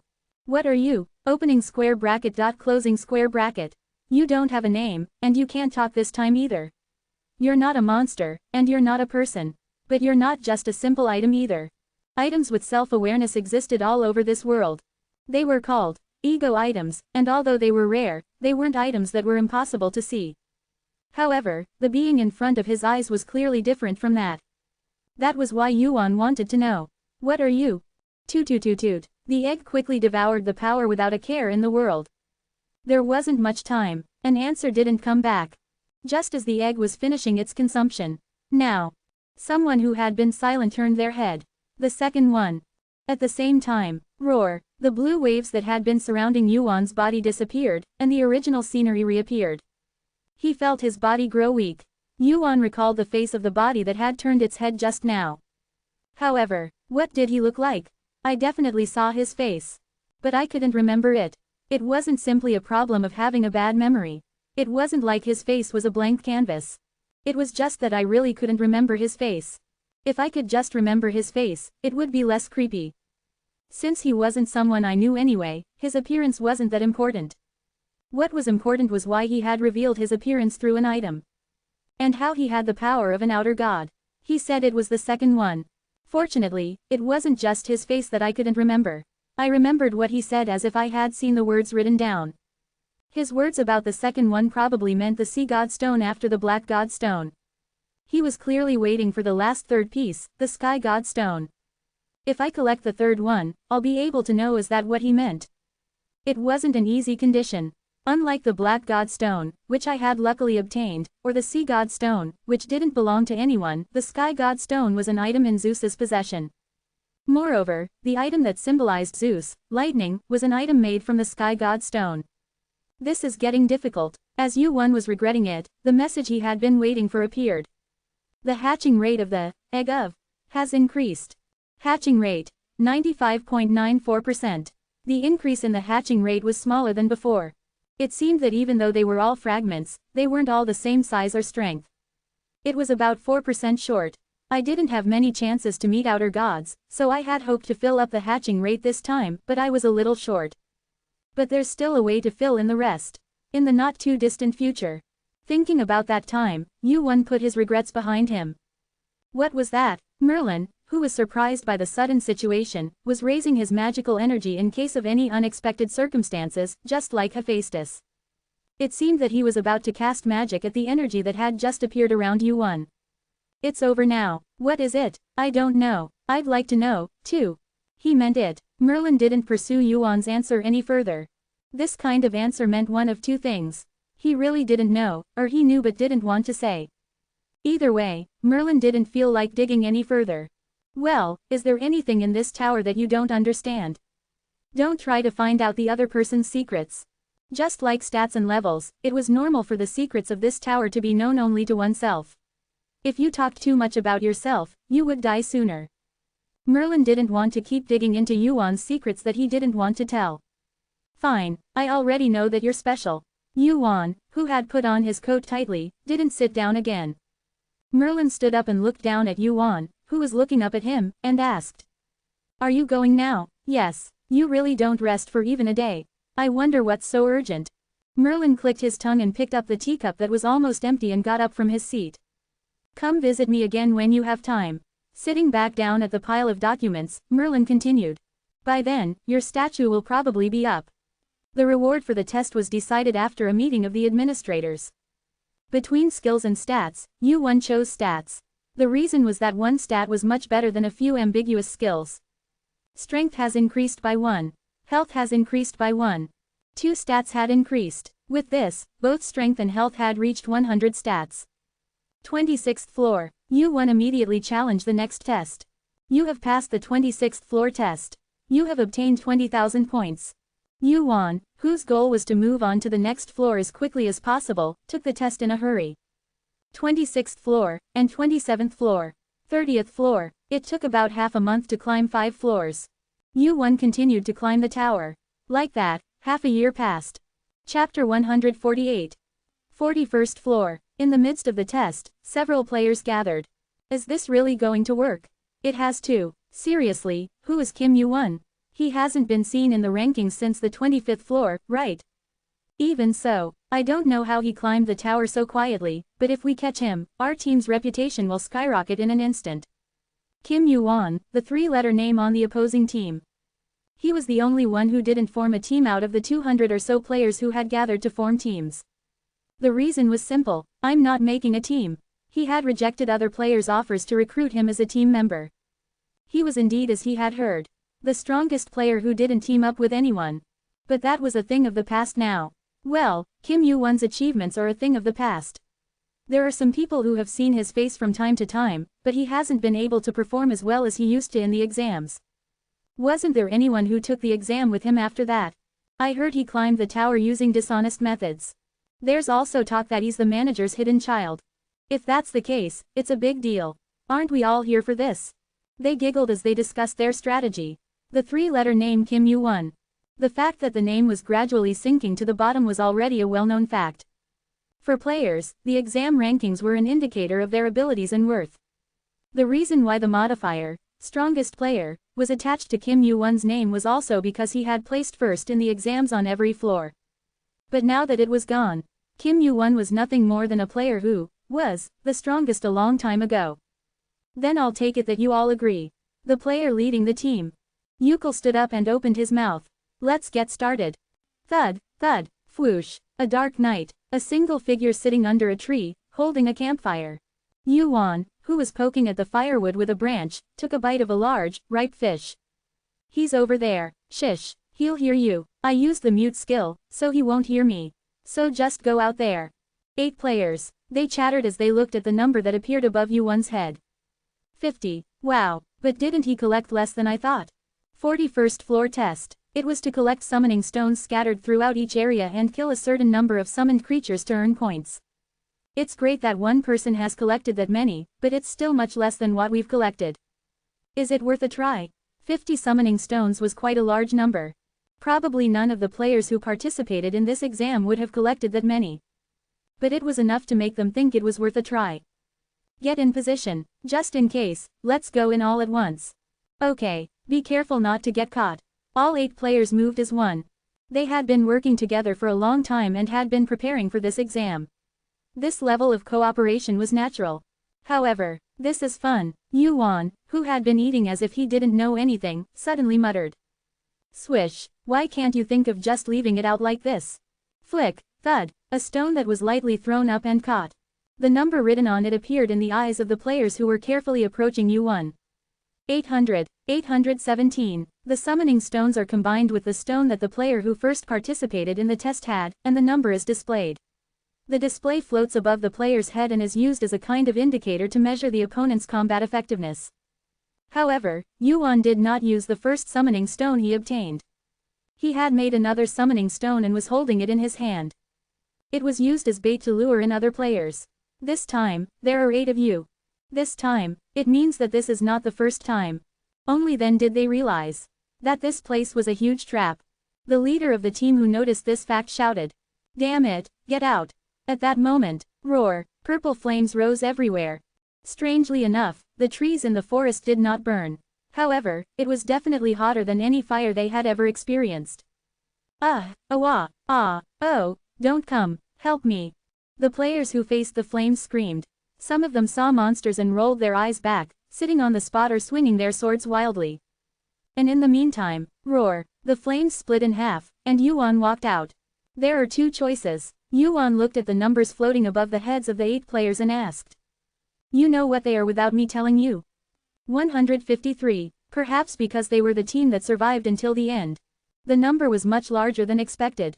I thought it would take a little more time, but thanks to this, I was able to fill the number I originally aimed for.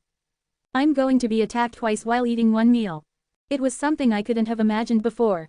I guess I underestimated you. It was enough to do so. From the 25th floor to the 41st floor. I have never taken an official test.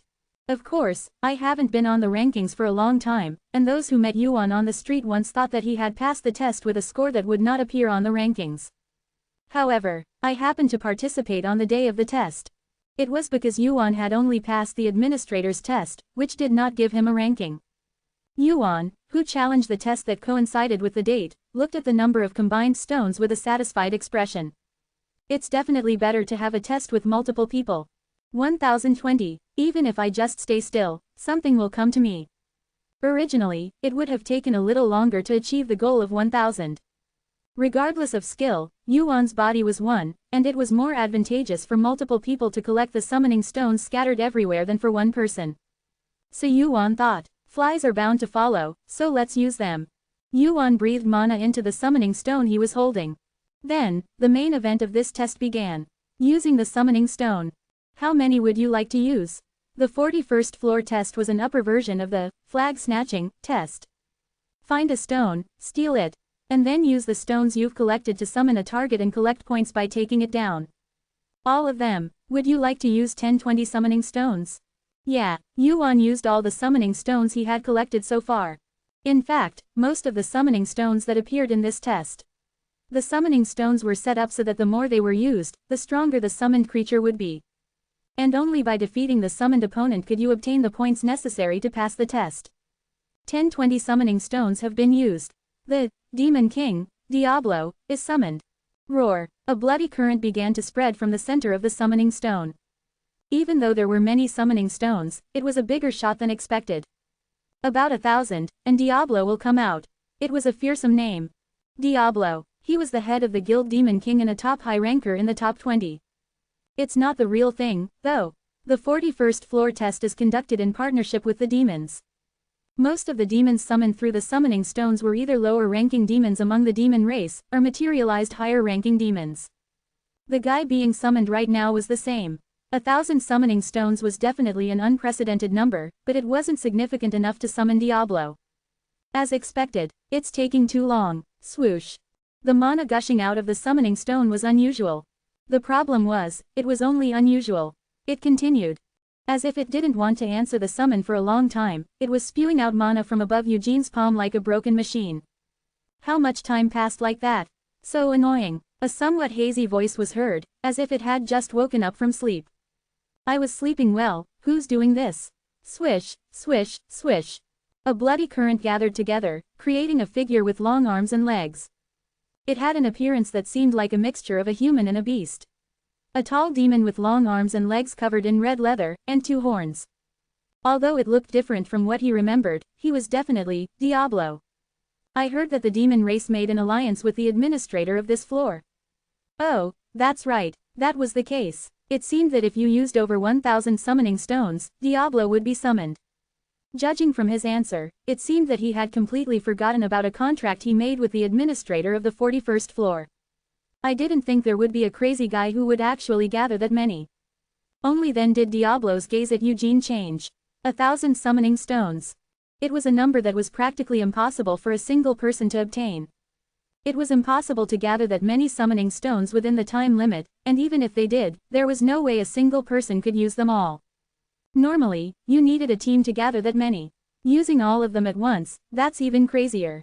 Normally, in the 41st floor's test, you would use 10 summoning stones, or at most 50, to summon a demon. The number you could use was infinite, but it was obvious that the more summoning stones you used, the stronger the demon that would appear. And the ultimate goal of this test was to defeat the demon summoned in that way. Of course, there couldn't be a player foolish enough to summon an opponent they couldn't defeat. Little human, who are you, how, and why did you summon me? Isn't the reason I participated in the test obvious? All tests existed to go up. And Eugene was no different. The corners of Diablo's mouth went up. But why me? He was nothing short of a disaster for a player who wanted to go up. Even if he was just a powder, it was impossible for a single player to defeat the Demon King. This was a ridiculous test. To defeat Diablo, not just any demon. I don't know how much the demon race received to do this, but this was an even greater difficulty collapse than when it was Surtur. That's right, Eugene sighed deeply. It wasn't so much because the current situation was unclear, but rather a sigh for the administrator who had set the difficulty of the test to be such a mess. Heh, it seems you know who I am. How could I not know the name of Diablo? So what do you think we should do now? Snap. A tongue as red as if it had just drunk a cup of blood licked its lips. Diablo bent down and brought his gaze close to Eugene's.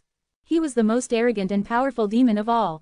Having lived his life taking worship for granted, he waited for Eugene's next response. However, of course, Screech. Contrary to his expectations, Eugene drew his sword at Diablo. No matter who the opponent was. I have to cut your neck. Eugene's purpose for participating in this test was, as always, to go up. Chapter 149. Diablo looked at the sword that Yuan pulled out in disbelief. A weirdo will always be a weirdo.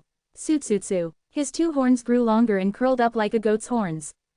Crimson energy spread through his skin to all directions. The moment he met Diablo's crimson eyes, Yuan felt as if his blood was flowing in reverse.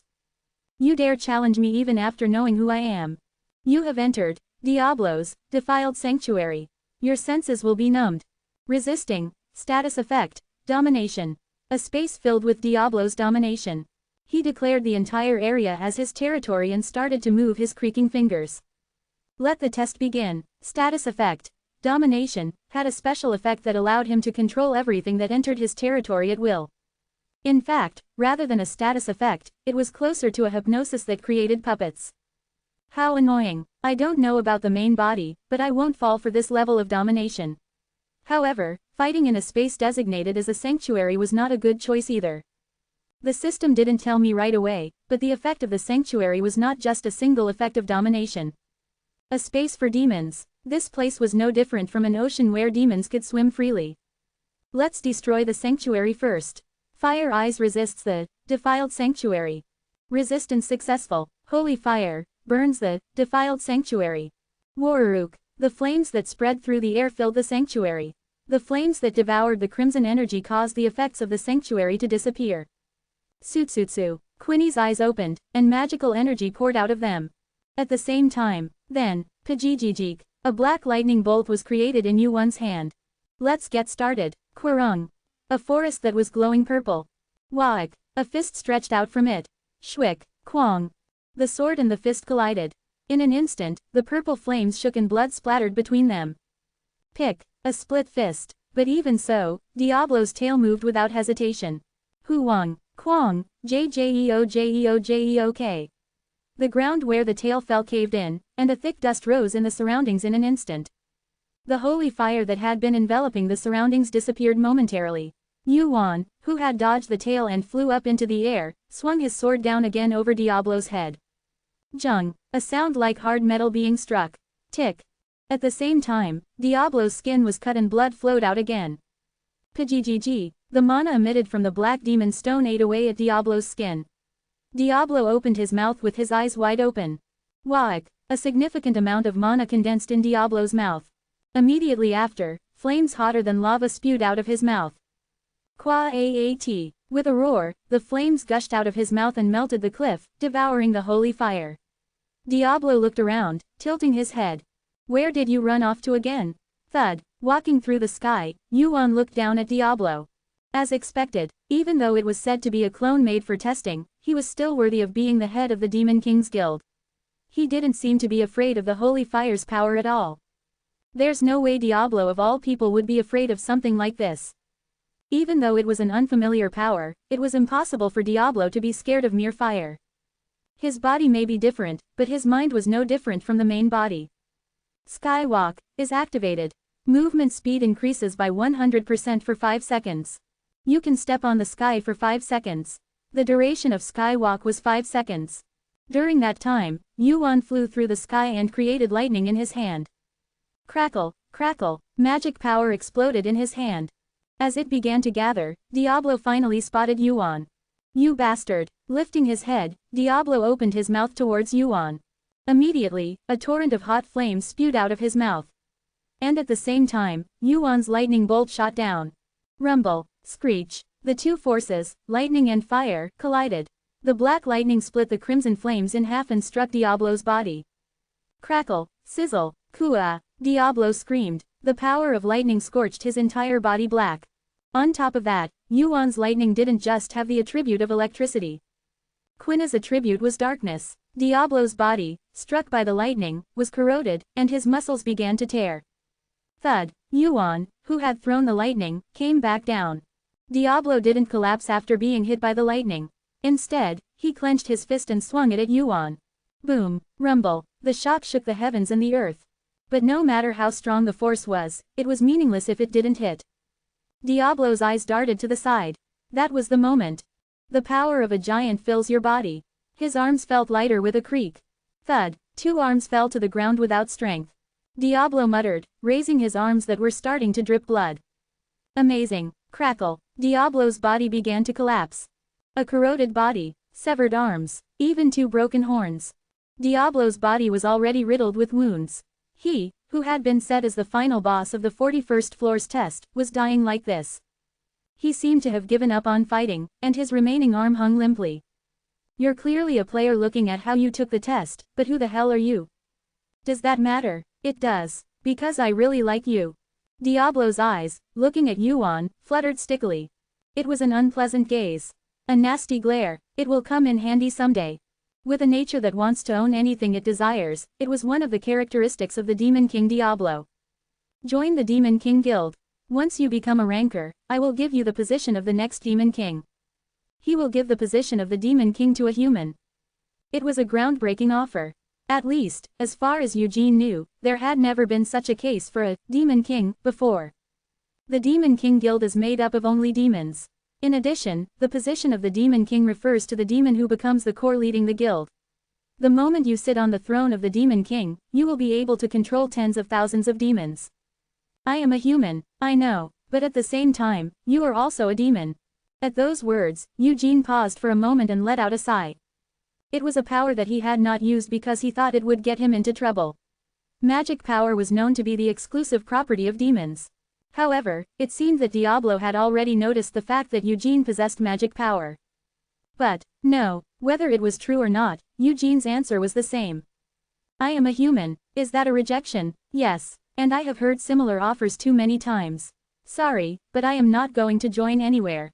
At those words, Diablo's eyes widened for a moment before regaining his composure. Then, he raised the corners of his mouth and smirked. I see, so you are Kim Yuan. The reason that name did not immediately come to mind was because Diablo was not very interested in the affairs of humans. He was only interested in the demon players or rankers, and he would ignore or disregard any other stories he heard. Rumors can't be trusted either. In this case, it's the opposite, the rumors were too understated. I'll take that as a compliment. Diablo was a belligerent and destructive demon, but that didn't mean he was an idiot. Demons. They always lived by fighting and battling. That was the reason why the demons were summoned to this place through a contract with the administrator. To demons, fighting and death were no different from life. Furthermore, they did not hold grudges even if they were defeated by someone or experienced indirect death. The same goes for their leader, Diablo. Eugene had no intention of picking a fight with Diablo. It will be troublesome if I pick a fight with this guy. Whoosh! A bright red flame ignited on Diablo's body. It was not the holy fire that Eugene handled, but Diablo's fire. Diablo's figure disappeared into the flames. If you ever change your mind, feel free to visit the Demon King at any time. I'll put the offer on hold for a while. Thud. A small horn fell to the floor. Eugene picked it up and asked. Can I have one of your horns? Don't go around making jokes like that. Despite saying that, a burst of laughter could be heard from within the flames. A moment later, the flames that had been burning fiercely condensed into a single point and disappeared. Eugene looked at Diablo's horn in his hand for a moment before putting it in his inventory. I'll probably use it someday. Anyway, it was income. The feelings Diablo held towards him were not of grudge or revenge, but of pure affection. There might come a day when he would need the power of the Demon King, and that might be when he would use it. You have defeated Diablo, Demon King. You have acquired 1 million summoning points. The test will end automatically due to reaching the maximum points. You have passed the 41st floor test. You have acquired 100,000 points. You have acquired Diablo's horn. You can gain favor with the demons through this item. You will receive the blessing of Diablo, the Demon King of Fire and Destruction. Your proficiency in demonic body has increased. Your magi has increased by 20. Would you like to move to the next floor? Increase in magi. It was a very meaningful reward for Eugene, who had not expected much of an increase in stats. It seemed that the reward for this test was related to Diablo, the final boss. Was this also a part of the reward? Eugene thought of Diablo's horn, which he had put in his inventory. He had simply thought that Diablo liked him, but it seemed that was not the case. He felt disappointed and expectant at the same time. It was a reward for defeating Diablo's clone. If it was not a simple gift given out of favor, then its value must be considerable. The tower's system never gave small rewards for great achievements. It must be better than some mediocre skill or item. He had definitely received the reward. The test was not over yet, but by defeating Diablo, the conditions had been met to the maximum. There was no reason to stay here any longer. Move. The first thing he felt when he arrived on the 42nd floor was the stuffy and oppressive air. The surroundings were a large temple surrounded by old marble. The sky was open. Eugene looked up at the sky. It was a world that was pitch black, with only a small circle floating in the sky as a light. Even that light was so dim that it was not even comparable to the moon on Earth. What was illuminating the space were the torches that were lit everywhere. It's always the same, this place. Eugene frowned as he felt stuffy up to his chest. The world of the 42nd floor was not very popular among players. It was not only because of the stuffy air, but also because there was no day in this world. That's right. Thud. Footsteps were heard. Whether he had been waiting in advance or not, the sound of footsteps suddenly appeared nearby. I don't know how Great Uncle can keep living in a place like this.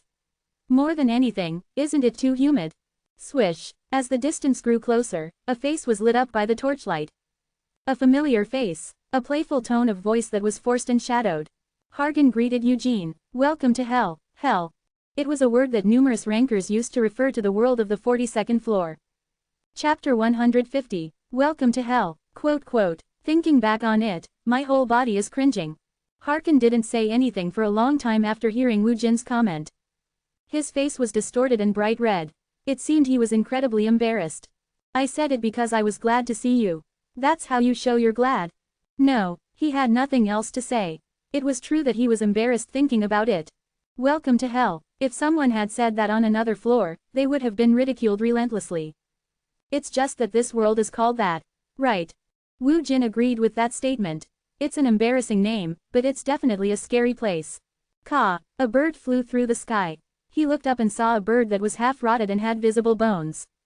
It was larger than an average adult, and creatures like that made up this world. It's a world where not only food and resources are scarce, but even breathing is difficult.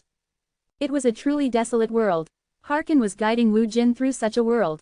But are you really okay? What do you mean? You said something happened on the 33rd floor.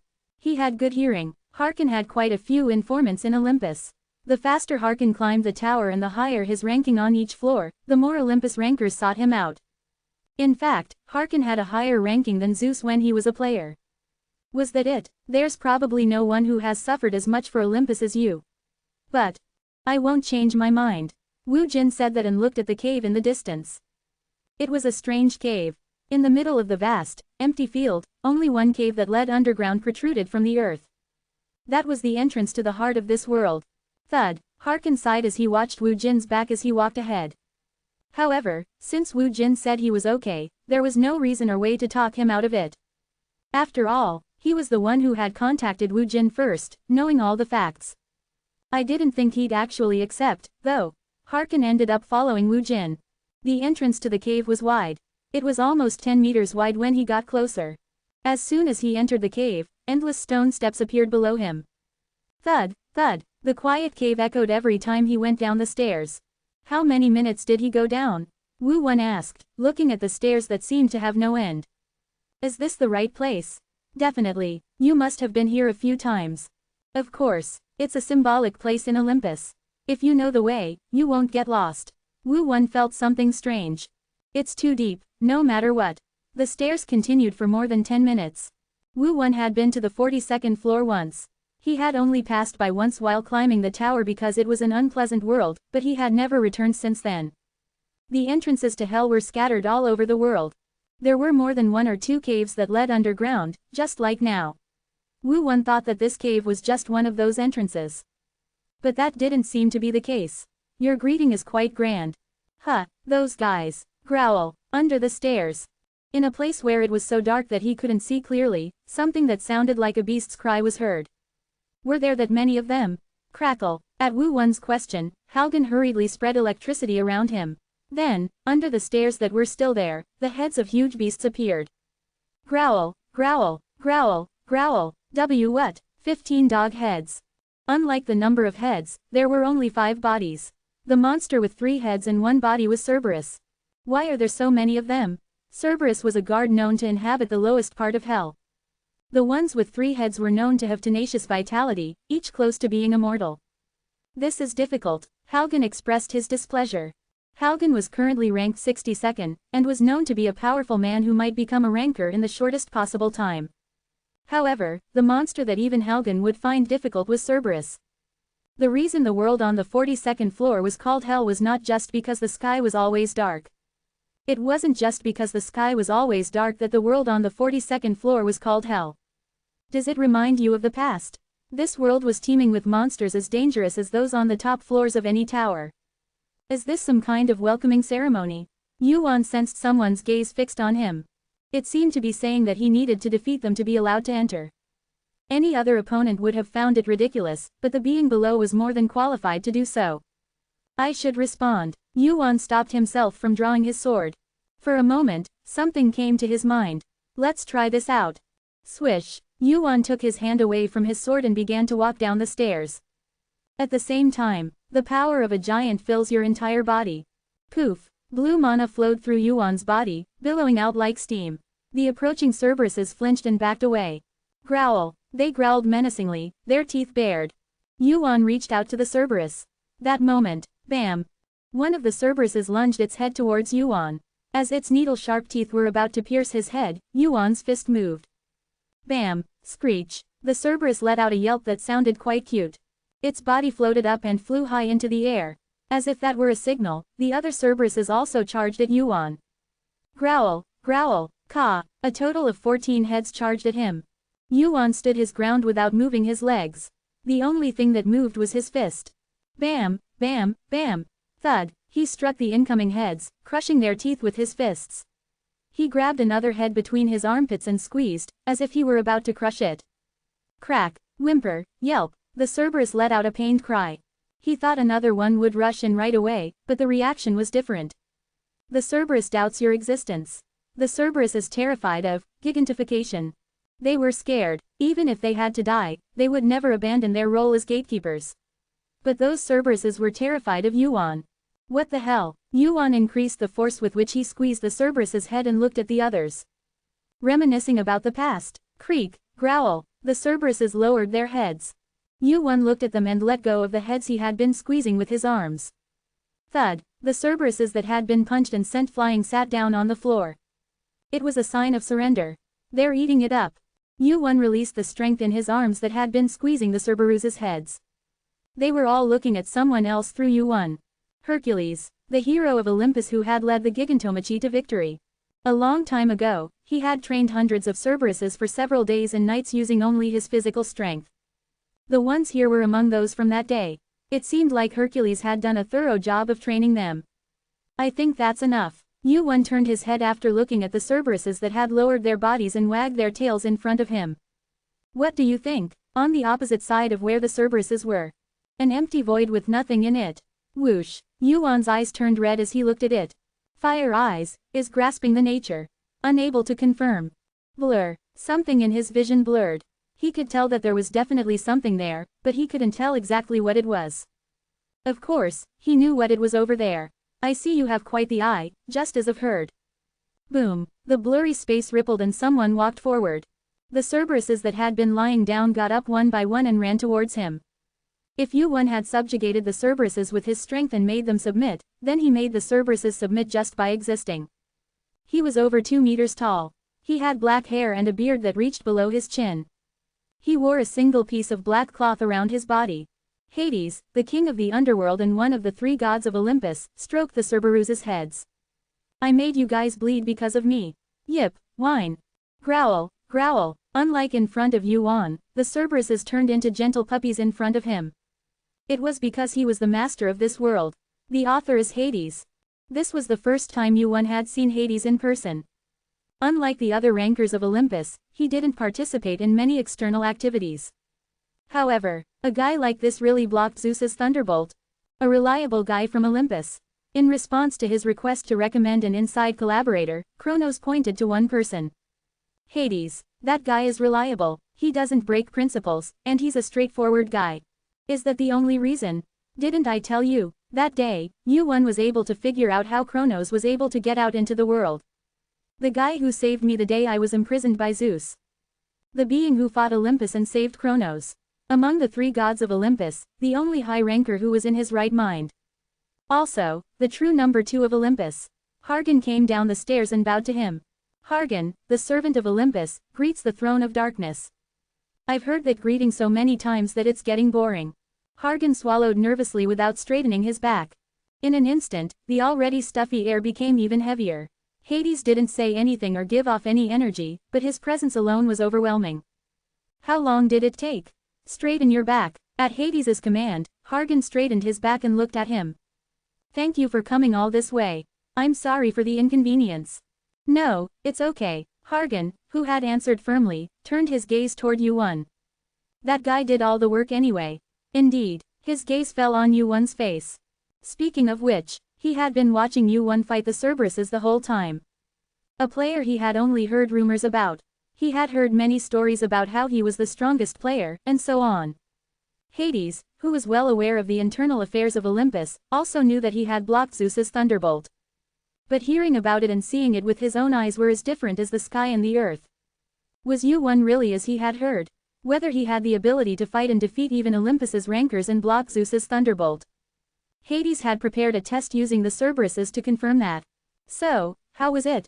And Yuan, who knew that, asked Hades. Then, I can't believe it even after seeing it for myself. The answer that came back wasn't very different from what he had expected. This guy really blocked Zeus lightning. Chapter 151. Hargan watched the interaction between Hades and Yuan. Hades didn't seem to like Yuan that much. Yuan's skills were certainly solid. However, it was true that he wasn't as great as expected. Of course, even though he had the help of the avatar of the heavenly demon, Yuan was the only player who had survived Zeus's lightning. Do we really have to work with this guy?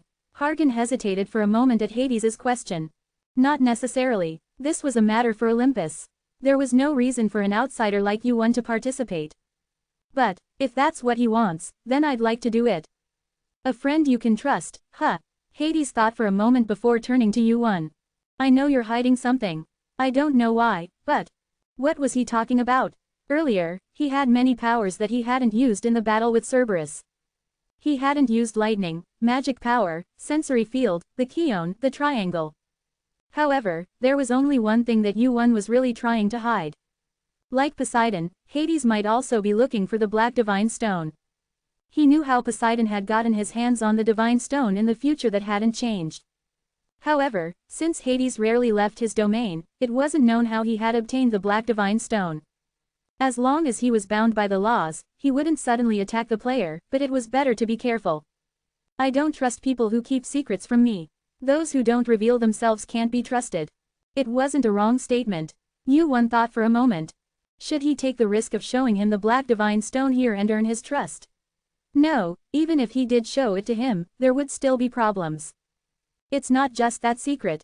Hades's eyes, as they looked at him, weren't just looking at what was on the surface. The secret he was talking about meant Yuan's very existence. What do I do? The cooperation of Hades, one of the 3 great gods. It was a huge advantage for Yuan. It meant that Olympus was already starting to break apart from within, and it was the fastest way to bring Zeus down. However, but even if your skills are lacking, you have good people around you. People. Hephaestus. I asked him about you. Hephaestus. Although his skills were not that great among the rankers, the influence he had in this tower was by no means weak. The best blacksmith in the tower. In addition, he was also of Zeus' bloodline. What did the old man say? Without further ado, believe me once. He said you won't regret it. Hephaestus, guarantee. In addition to that, Hades looked back at Hargan. This guy says the same thing. 2 people who were fighting Olympus vouched for him. Hades finished his worries. Follow me. Hades' body, which had turned around, moved as if it were sliding. I'll let you know what to do. Hades said so and entered deeper into the cave.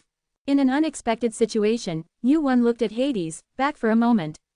If you were going to do this, why did you even test me? He had set the atmosphere as if he had to show something more, but suddenly he had such a welcome change of heart. In the end, the world was all about connections. Anyway, this is where it really starts. Hargan opened his mouth with a nervous voice, his hands sweating. Destroy Olympus. Knowing the future means having more power than simply knowing the incident. This was because it was possible to determine whether or not to make a judgment by selecting a person through each individual incident and the information they knew. Hades, who was now in front of him, was just like that. He was the key figure in this destruction of Olympus. I'm sorry, but I don't have much to offer. This is the kind of place it is. A large and humid cave. In a room with a few simple tables and chairs prepared, a gloomy man who appeared to be Hades' subordinate brought out tea. The black, murky water looked like poison at first glance. Yuan smelled it and looked at Hades. It will be good for your body. It's tea that helps the circulation of mana and helps to stabilize your body and mind. At those words, Yuan took a sip of the tea. The taste was not very good. It was not simply bitter, but also had a sour taste. However, the effect itself was as sure as Hades said. You have consumed grass grown in hell. Mana recovery speed increases for 1 hour. Your mind becomes clear. It was not common for a simple tea to have such an effect. Grass grown in hell. The grass grew from hell. Poseidon was imprisoned in Asgard's dungeon. He was taken by his brother's hand and sentenced to 5,000 years of punishment. You've been treated to something precious. The grass, which grew from hell, was probably traded at a considerable price, even if converted into points. The grass that sprouted in hell's harsh environment had tremendous rarity. The minor leader of the Cheonmasan-gyo. As he took a sip of tea, Hades got straight to the point. Can you move Cheonmujin? Cheonmujin, high rankers who could be said to be more than half of the Cheonmasan-gyo's strength. From Hades' point of view, Wu Jin was also the key to attracting the help of such Cheonmujin. Before Wu Jin was simply a newly emerging skilled player, he was in a position to move a force called the Cheonmasan-gyo. I'm not sure. The extent to which I can move is only within the authority of the minor leader. But even this place can be shaken with just one word from Cheonma. I see, so you can move people other than Cheonmujin. It's possible. Is. Hades' eyes narrowed as he looked at Wu Jin. It sounds like you have no intention of doing so. There's no need to do that. The Cheonmasan-gyo will not intervene in this fight. There was one reason. Anyway, this fight is over when you catch the king. Wu Jin had no intention of going to war. This fight should be a battle, not a war. Ragnarok, Gigantomachy, and the Olympus destruction, that is now beginning. It was meaningful for everyone to have minimal damage and the best results. If the Cheonmasan-gyo intervened, this fight would become a war, not a battle. Hades and the Cheonmasan-gyo would unite, and a war would break out with Zeus' faction in Olympus. You're greedy. I'll make it that way. Do you have that ability? At Hades' question, Wu Jin shook his head.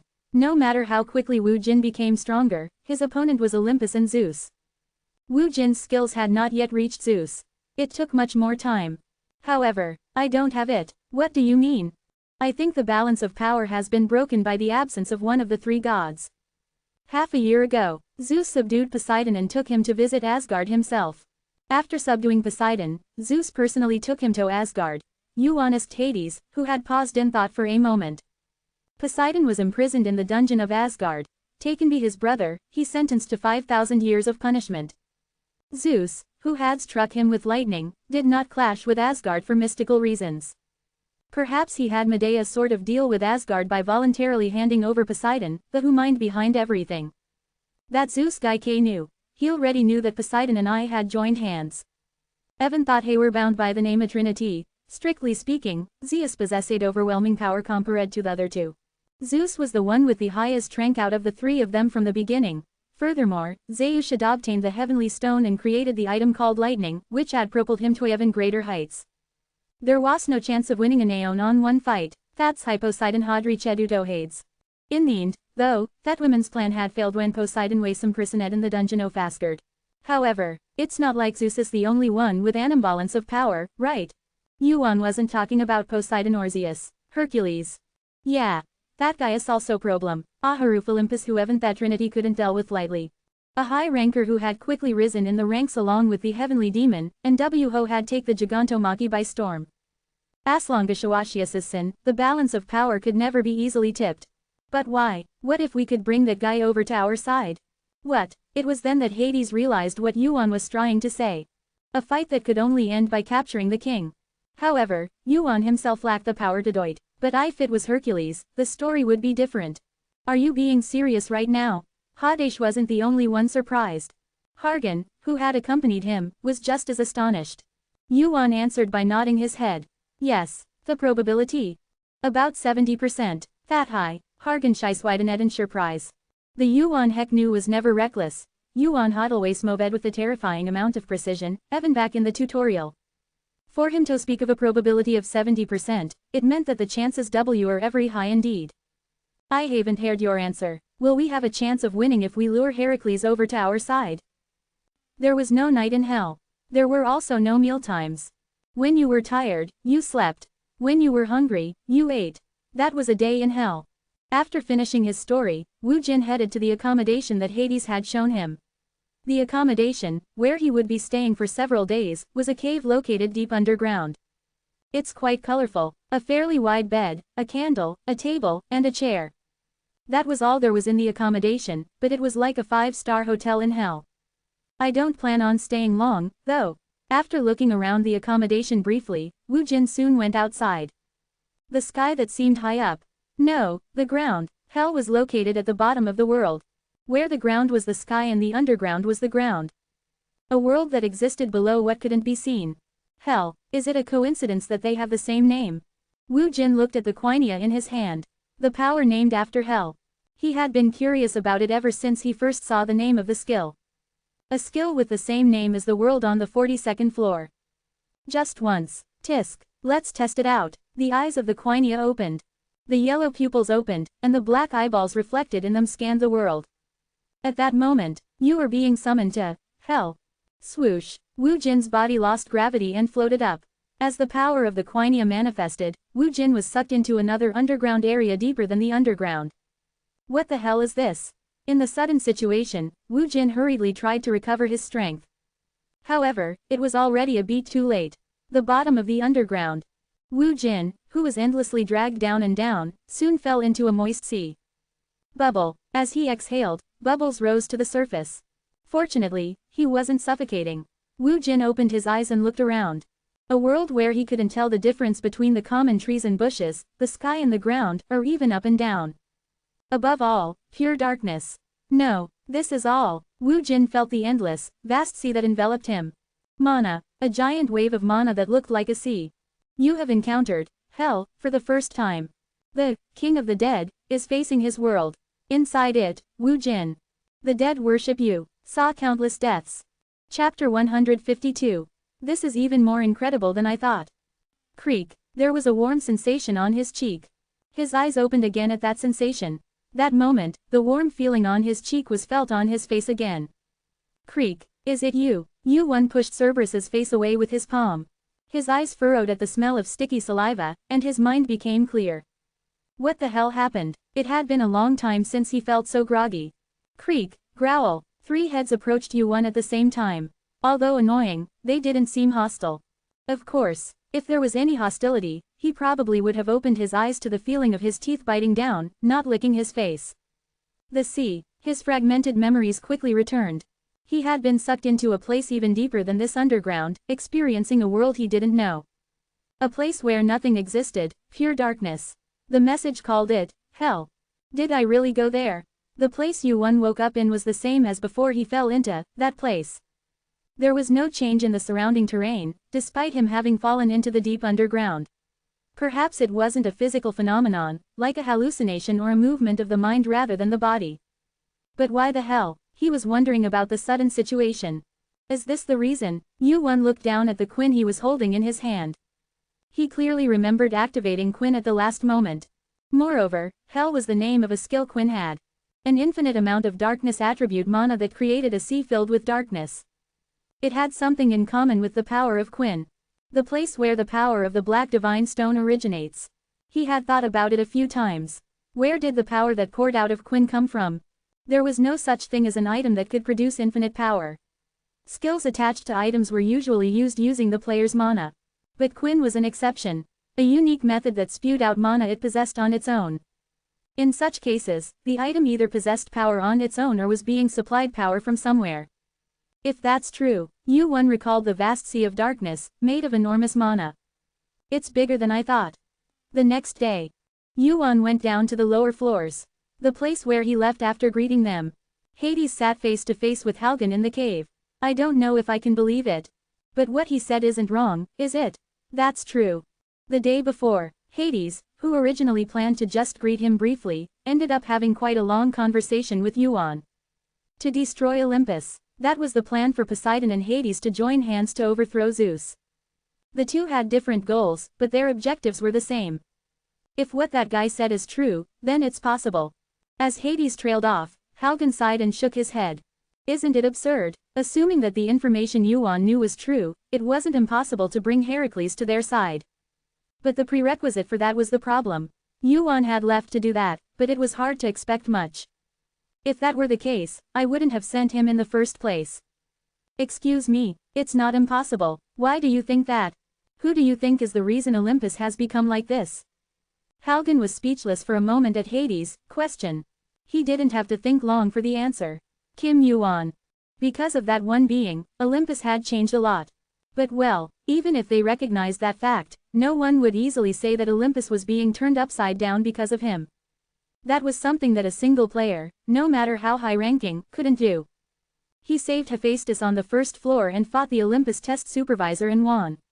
By him taking the sea god stone, Zeus was able to keep Poseidon in check, and Poseidon was able to separate from Zeus.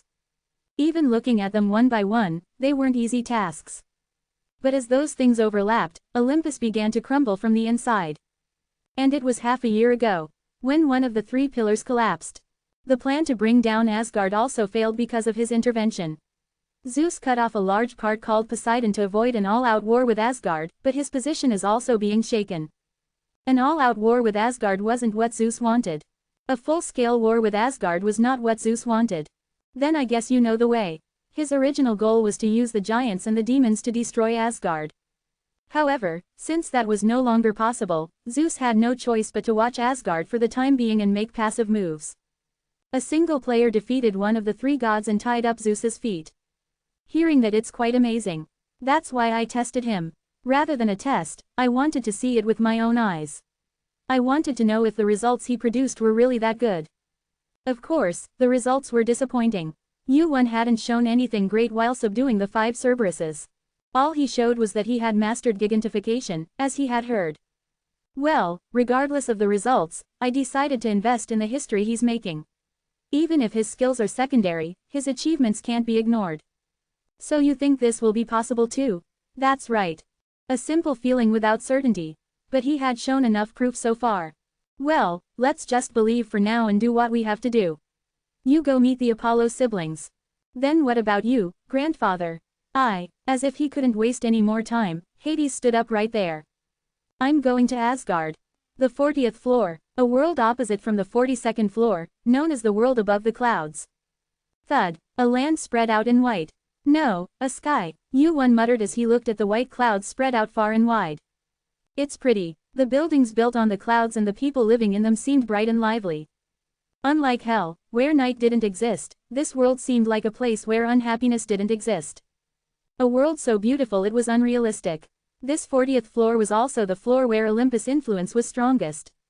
Why are you suddenly so sentimental? Yu-Won looked to the side. A companion wrapped in a robe, their face hidden. It was art. Have you forgotten where we're going right now? He had already set the mood and raised his fighting spirit. It was an ambiguous reaction, whether he was excited or nervous because it was his first fight in a long time. Have you ever been here? I've visited once before to meet an Olympus ranker after founding Britain. Then I guess I know the way. Well, it was so long ago. In the end, it seemed like it wouldn't be much help. There was nothing more to say. For now, he had no choice but to find his way through the limited information and admire the beautiful scenery, unlike hell. As Yu-Won continued to walk with Arthur, a sudden thought came to his mind and he asked. Where do the dead go? Yes. Do you remember anything? It was a question he should have asked, but never did until now.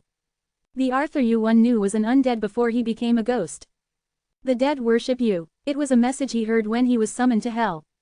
There was no way to find the answer to that message, but come to think of it, Arthur, who was right in front of him, was also one of the dead. Perhaps he might know something. Perhaps Arthur had also been to that sea. However, his expectations were shattered in an instant. I don't remember. You don't. Right after I died, I was bound by Susano and was in a boundary that was neither the living world nor the afterlife. So, I don't know what happens after death. Really? Yu-won sighed and shook his head. That's no help. I'm sorry. Arthur hesitated for a moment and then opened his mouth after some thought. But vaguely, I think I saw something like a sea. A sea? Yu-won's eyes sparkled. Even though it was for a short time, it was probably certain since he had experienced it firsthand. Furthermore, the image Arthur described was quite similar to what Yu-won had experienced.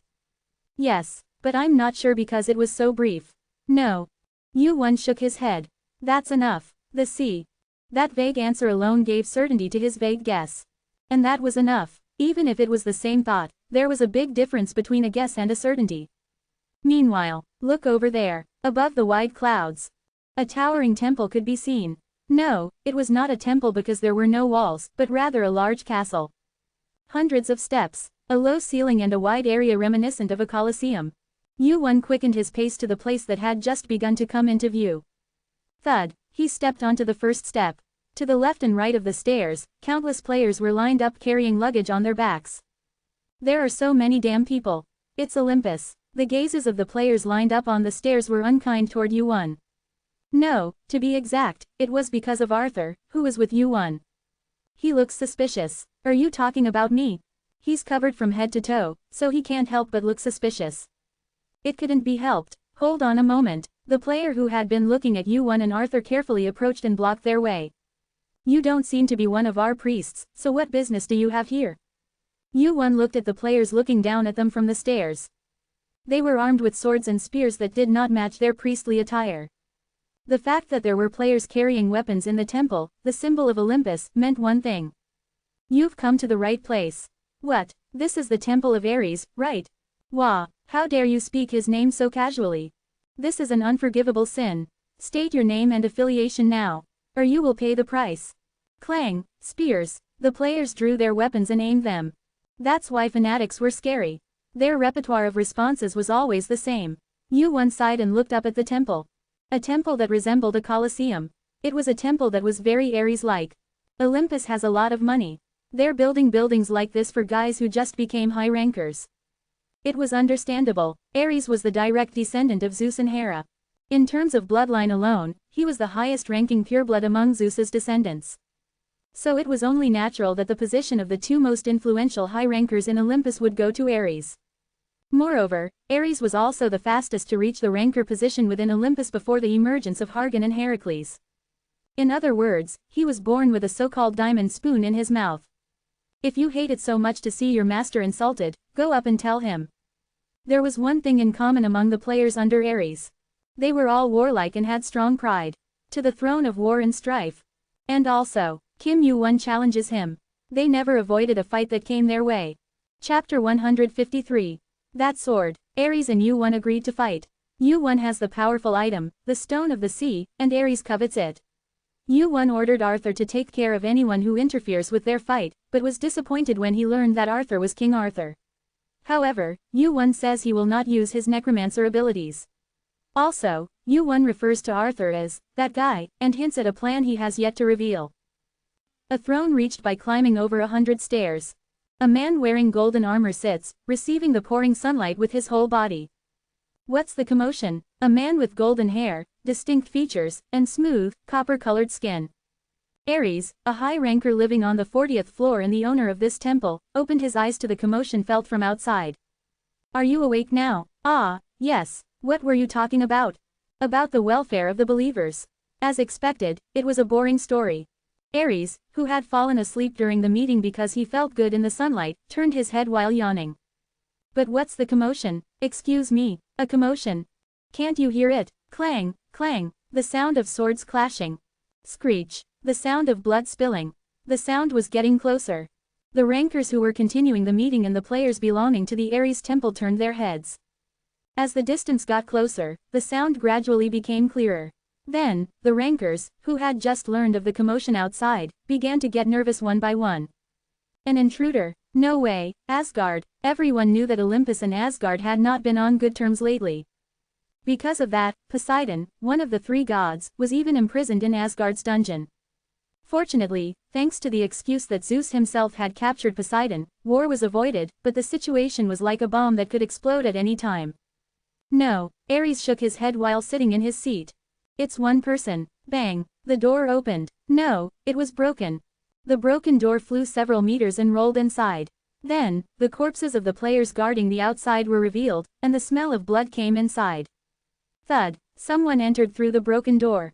It was Yuan and Arthur. Two people. Unlike what Ares said, several believers glanced at Ares, who was on the steps, as two people entered. Ares made a mistake, even though he noticed the number himself. Something was strange. Look carefully, you idiots. At their gazes, Ares clicked his tongue as if he found it pathetic and looked around the room.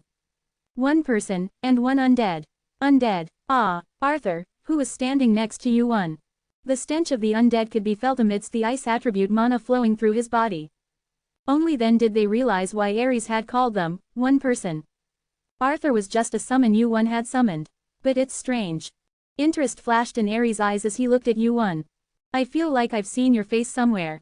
I asked you to talk, but you just thrust your weapon at me. Yuan flicked the blood off his sword. His gaze was directed upwards. The ceiling with a hole in it, the symbol of the Olympus temple. His eyes met with Ares, who was sitting at the very top. Who are you? Kim Yuan. Yuan's sword, which revealed his name, pointed towards Ares. I came here to fight you. What? How dare you come here? If you're Kim Yuan, aren't you the player who recently picked a fight with Olympus? No matter how fearless you are. The rankers gathered in their seats drew out their mana one by one and revealed their hostility towards Yuan. Some of them intentionally sent out their mana to attack Yuan. Then, how dare you do that in front of me? Kwang. Crack, zzz. Arthur, who stepped forward, froze their power with his icy mana.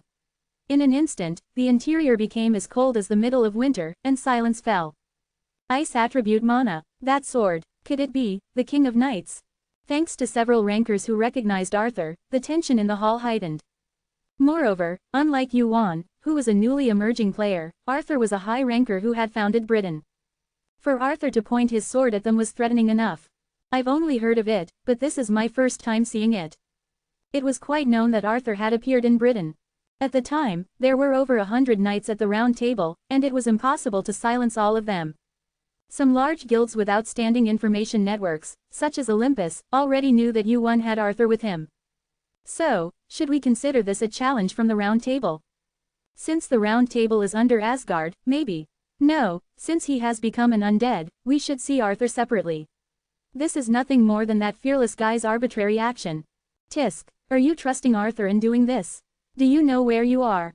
They said that, but they didn't move easily. They knew that Yuan was an enemy of Olympus, but as long as Arthur stood before him, it was never going to be easy to deal with him. However, are your eyes the size of an ant's hole? Ares was looking at Yuan behind Arthur, not Arthur himself. Doesn't that guy look easy? Ares stood up from his seat. His face looked much brighter than during the meeting. As if he found this bloody situation interesting, he looked at Yuan with a much brighter face than before. What brings you here? Did you come to fight me? You talk fast, which is good. Yuan nodded. That's right, I came to fight you. Olympus's war and strife never avoid a fight. Yeah, that's right, I really like fighting. That's fortunate. Those guys over there were trying to stop me from meeting you. Those underlings did something unnecessary. If they had guided you well, I would have taken care of them. Ha-het. Ares seemed to welcome Yuan's visit. Hundreds of his subordinates were bleeding and dying, but that was not important to him. He just found this situation amusing. But will you be okay? Unlike those outside, there are quite a few rankers here. There were over 10 rankers. In addition to them, there were around 40 players that they had brought with them lined up in the hall. Not only the number, but the quality of the players was also not lacking. Yuan looked around them and shrugged. Let's fight without the small fry. What? This bastard really doesn't know the height of the sky. Lord Ares, you don't have to go out yourself. Bang, gung, the temple shook at the heavy shock. Ares' subordinates looked up in surprise. What do I hate the most? The whites of his eyes turned bright red. Ares, who looked around the hall with his eyes gleaming with madness, opened his mouth with killing intent. It's people who interfere with my fight. You all know that, right? Sorry. Yeah, let's be careful. Thud, thud. Aries walked down the stairs. Every time he descended one of the 100 or so stairs, the weight in the hall grew heavier. Some bowed and knelt due to the pressure weighing down on their shoulders.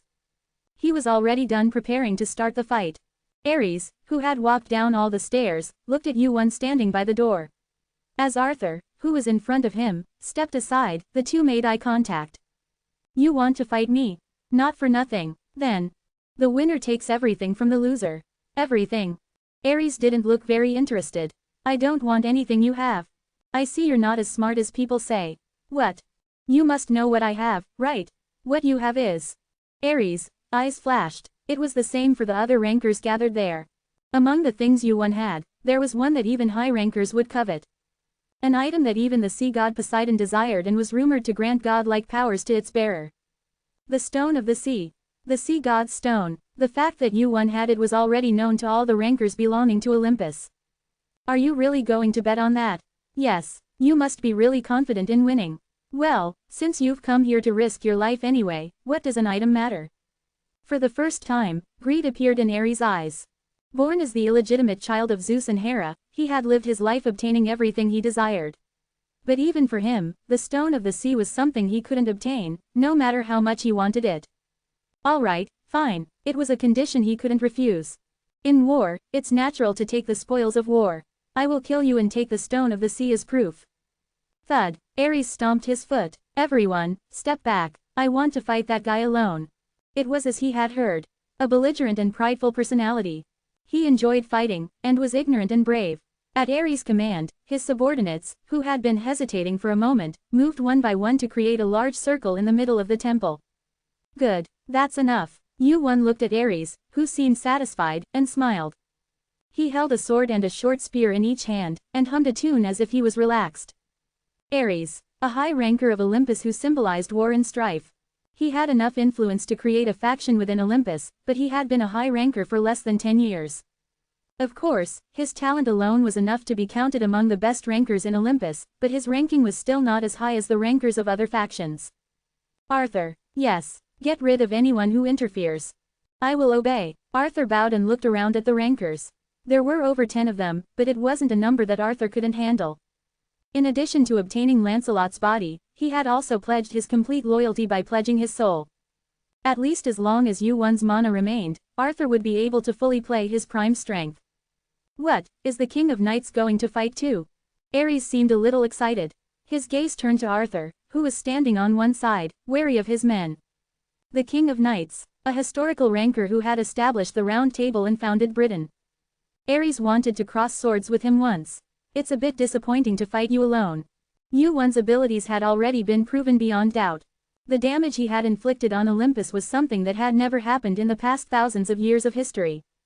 However, apart from that damage, it was still questionable whether Yu-won possessed the strength of a high ranker. Are you going to use the undead too? You're a necromancer, aren't you?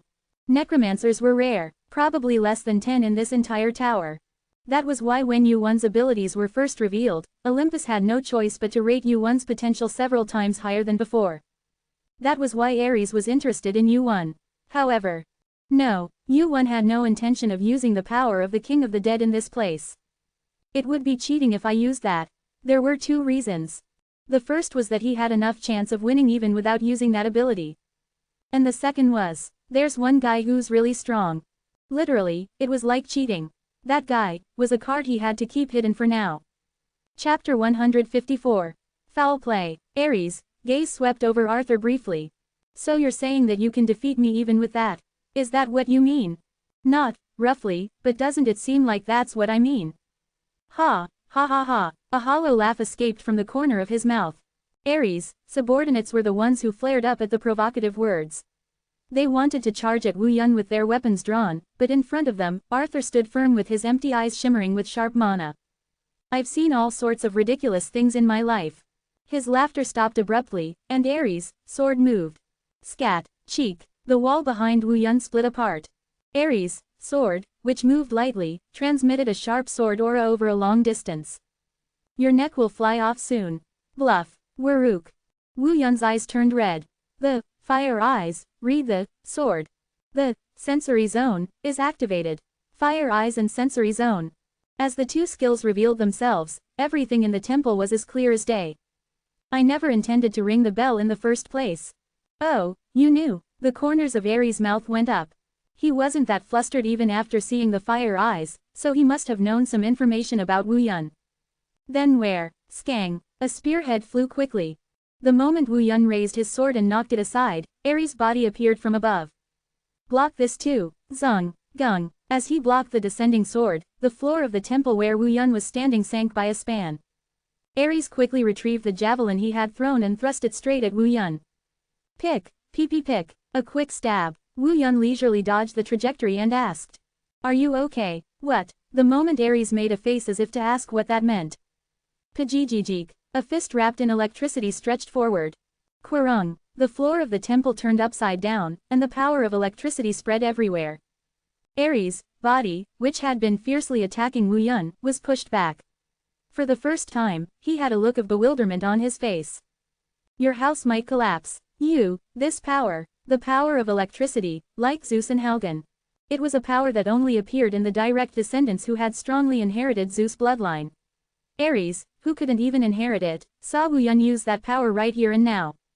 It's the power you were jealous of. Wu Yun knew the ugly side of Aries. To Helgen, jealousy. It was a word that never suited Aries, who sat on the throne of war and strife. But that didn't mean Aries didn't feel jealous. He had felt jealous of only one person in his life. Helgen. It spanned a long history, and even the distant future that Wu Yun knew. Aries, who was envious of him, who had inherited the strongest blood of Zeus among the numerous descendants of Zeus, continued to be envious of him. Crackle. How dare you? As soon as his pride was touched, he reacted immediately. Don't talk nonsense. Shriek. A completely different amount of mana from before is now attached to the sword. If he had been careful not to destroy the temple until now, he now had the attitude that he didn't care about such things. Clatter. The floor of the temple cracked, and the fragments of the overturned floor flew out in hundreds and thousands of pieces. Yuan smiled as he struck away the fragments that flew with his sword in hand. Did I hit the nail on the head? Shut up. Flash. Golden mana burst out and Aries' sword was tinged with the same color. A sharper and more acute sword than anything else. Yuan did not avoid the sword and faced it head-on. The power of a giant fills your body. The stamina status temporarily replaced by strength. Rumble. Along with the transformation into a giant, the sacred fire is imbued in the sword. At the same time, the golden mana and Yuan's sacred fire clashed in the middle of the temple. Clang. Swish. What kind of magic is this? Everyone get behind us. The rankers gathered in the stadium were taken aback by the clash of the two powerful forces. The aftermath of the sudden collision of mana spread throughout the temple. Mana with each attribute was attached to the swords of the two men and scattered hundreds of strands of sword waves. In the midst of two invisible waves of mana. Clang, clang. Clatter, clang. The sound of swords and spears clashing without rest could be heard. The shock of the two fighting caused cracks in the walls of the temple and the floor began to collapse. Is that really Kim Yuan, the player fighting over there? Yuan was a player who had just passed the 40th floor. It was true that he had now left the low-level zone and climbed quite high, but who would have thought it would be to this extent? It's as if he's fighting another high ranker. It was an unbelievable situation. When Yuan first invaded the temple, most people thought he was crazy. Of course, he was a player who had shaken Olympus more than anyone else before. But he was still just a player. And that was a misjudgment. There was no way he would have come to a fight where he had no chance of winning in the first place. There must be a good chance of winning. No, maybe he came here with conviction. You're quite skilled. Screech. A strong shock is transmitted through the fallen sword. Not only the sword's durability, but also the force of wielding the sword was considerable. Is it because of the transformation into a giant? The transformation into a giant, Yuan's signature skill, was already well known in Olympus. A skill that drastically increases strength, like the symbol of Hercules. It was also a skill that Aries had long coveted. He had given up because it was so difficult to obtain. I want it. Aries' eyes sparkled as he looked at Wu Yun. He was constantly surprised at this very moment. A player who entered the tower with Helgen. How on earth could he grow this much in such a short period of time? As a high ranker, he couldn't understand it even more. gigantism and one on the sea stones. And the power of lightning, the symbol of Zeus. He was armed with all sorts of skills and items that even the high rankers of this tower would covet. If I take this guy down and get even one of those. The corners of Ares' mouth turned up. I might be able to surpass my father someday. Crack. Ares' body leaned forward, and his speed increased in an instant. Wu Yun distanced himself from Ares, who was suddenly digging deep. As if not to miss, Ares dug deeper and swung his sword. At that moment, you should look up, quote. Only then did I feel the magical power from above. Ares looked up and saw 3 dazzling lights in his field of vision. Lightning, quarring, 3 bolts of lightning struck Ares' head. Ares' body, clad in golden armor, turned yellow, and in an instant, Wu Yun's sword cut through his body. But, thud, quote. Ares' sword was charged with greater power. He didn't seem to be shocked by the lightning. That light is the power my father used. Ares approached Wu Yun. He was close enough to see his reflection in the other's eyes. Squeak, pick, do you think I would be defeated by that power? Ares' sword cut off the tip of Wu Yun's hair. It was the first time Ares' sword had touched Wu Yun's body. Creepy. Wu Yun's eyes narrowed as he looked into Ares' eyes. The sword became more murderous, and the golden aura flowing through Ares' body grew stronger. As if this was just the beginning, his hands moved even more erratically as he wielded his 2 halberds. Shuaik, quadududuk, the tip of the spear moved, and a long line appeared in the middle of the temple. Then, Kya, oh, Lord Ares, we're behind you, Ares Og. Naturally, the temple was cut down, and those who were caught in it also appeared. Even rankers would have difficulty surviving these attacks. What more could be said of the players under him? All the blood that flowed belonged to those under Ares. At that moment, keying, thud, the swordsmanship that flew as a result of the fight with Wu Yun. Arthur blocked the way of a player. It's not a good look. Ares was so absorbed in the fight that he started to rampage. It seemed that the safety of his subordinates was no longer in his mind. He had become the kind of person Arthur hated the most, fighting Wu Yun. Kururur. From within, a power close to infinity began to pour out. In that instant, a nearly infinite power began to pour out. Chapter 155. The message that came through Quina was different from before. Yuan discovered the open eye on the back of his hand. The eye that seemed half closed. It opened completely for the first time, and even more mana poured out than before. Zzzt. The mana that flowed out of Quina wrapped around Yuan's body. As if it had been his all along, Yuan felt a sense of familiarity with the mana. A pitch-black sea without a single speck of light. It felt the same as when he had fallen into it. Mana that was nearly infinite. The feeling of swimming in it. Knowing and not knowing. The difference was much greater than Yuan had first thought. Crackle, fizzle, crash, in the middle of the half-collapsed temple. The mana emitted from Quina pushed away Ares' golden mana. The dark mana emitted from Quina instantly covered the interior and filled the temple. It's not just relying on the item's effect, but the difference between knowing the source of the power and drawing it out. King of the Dead, the power that came with that title was not simply being able to control the undead. What is this? Ares glared as he felt the dark power pushing away his mana. Is he going berserk? There was usually only one reason why someone's power would suddenly increase like this. It was when they poured out all their saved mana to end the fight in a short period of time. Of course, Yuan's skills were certainly great, but they were still a step below his own. The fact that he hadn't been able to land a proper hit was proof of that. On the other hand, his black blade had reached Yuan, even if it was just a little. He must have realized that it's disadvantageous for him to drag this out. There was no need to respond to that. If he simply dragged out the fight, he would most likely win. However, his wounded pride wouldn't allow that. Roar. The mana emitting from Ares' body pushed away Yuan's mana. Mana that shone as brightly as the sun. Clank. Ares strode towards Yuan. Resistance is futile. Swoosh. The tip of the javelin aimed at Yuan's head cut through the darkness. At the same time, Ares' feet moved. Thud. The distance between them closed in an instant. The darkness that had filled the temple split apart, and Ares' 2 glaives appeared from within, swinging down towards Yuan's head. Crack. Zzzt. Yuan's sword clashed with the 2 glaives. Ares immediately pulled away the sword that had clashed with his own and tried to continue his attack. But, his body didn't listen, his arms wouldn't budge. His body felt strangely heavy and uncomfortable. At that moment, Ares' and Yuan's eyes met. Tzzt, Tzzt, tzzt. Mana began to flow through his arms. Only then did Ares realize the deep darkness that surrounded him. Only then did Ares face the deep darkness surrounding him. Aphesis glared at Arthur, raising his fighting spirit. Arthur's head turned, and their eyes met. Although his magic power had certainly broken through Yuan's strength. You're weak in water fights. Swish. Yuan's hand grabbed the wrist of Ares, who was holding a spear. You came in so easily. What the hell? Thud. Quote exclamation mark quote. Ares was startled and took a step back. Slash. As if to say where are you going, a wall of magic appeared behind Ares, who had taken a few steps back. Thud. The spear fell to the floor. Just as he was about to pick it up again, thinking that he had dropped his weapon, Ares found his hand empty. That moment, Ares found a familiar hand in Yuan's hand. No way, that's my. Ares' eyes widened. He could see the wrist in front of him and his own empty arm. The scream came so late.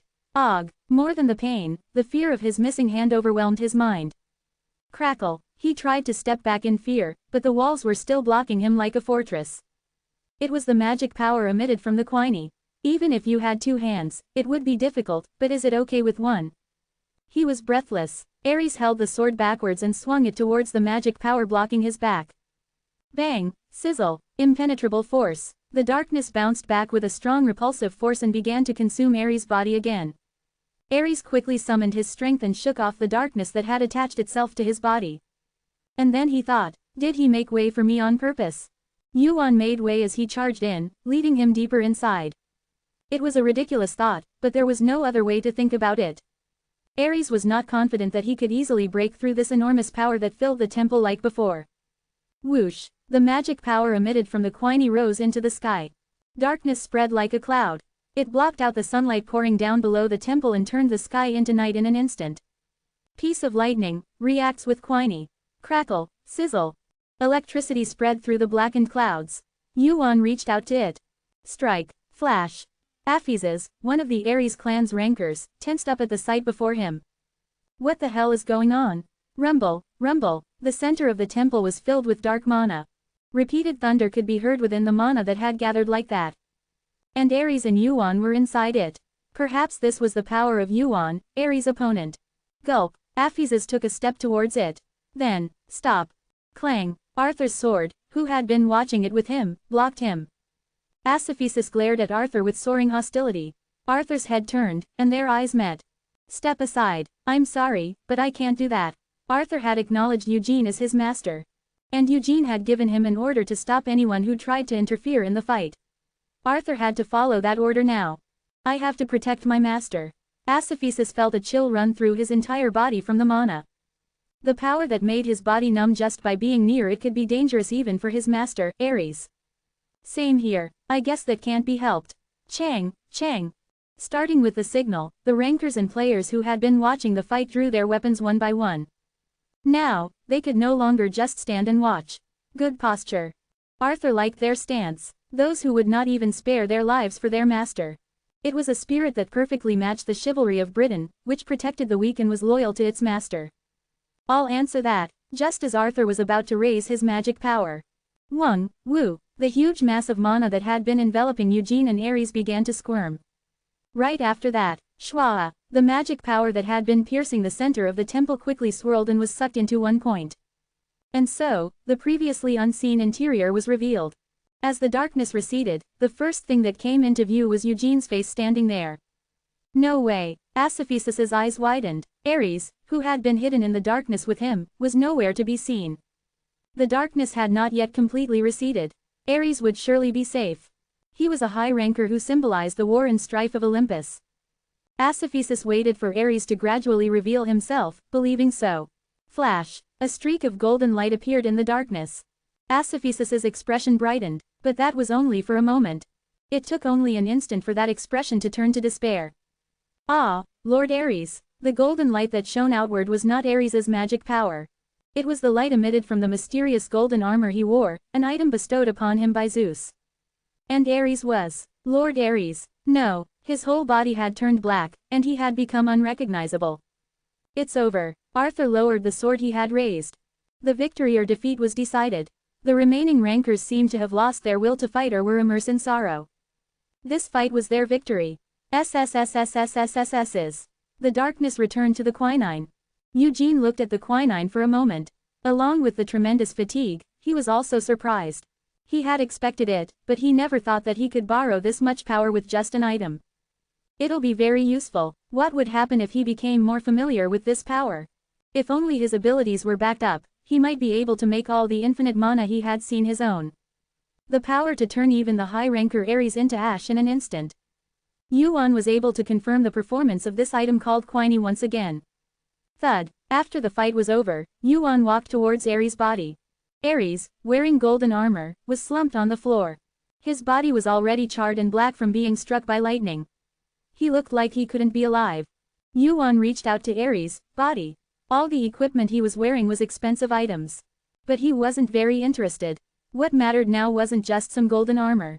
There it is. Click. Yuan grabbed a golden necklace, similar to the armor, that was around Ares' neck. The necklace came off easier than he thought. It didn't seem to be a very well-made necklace.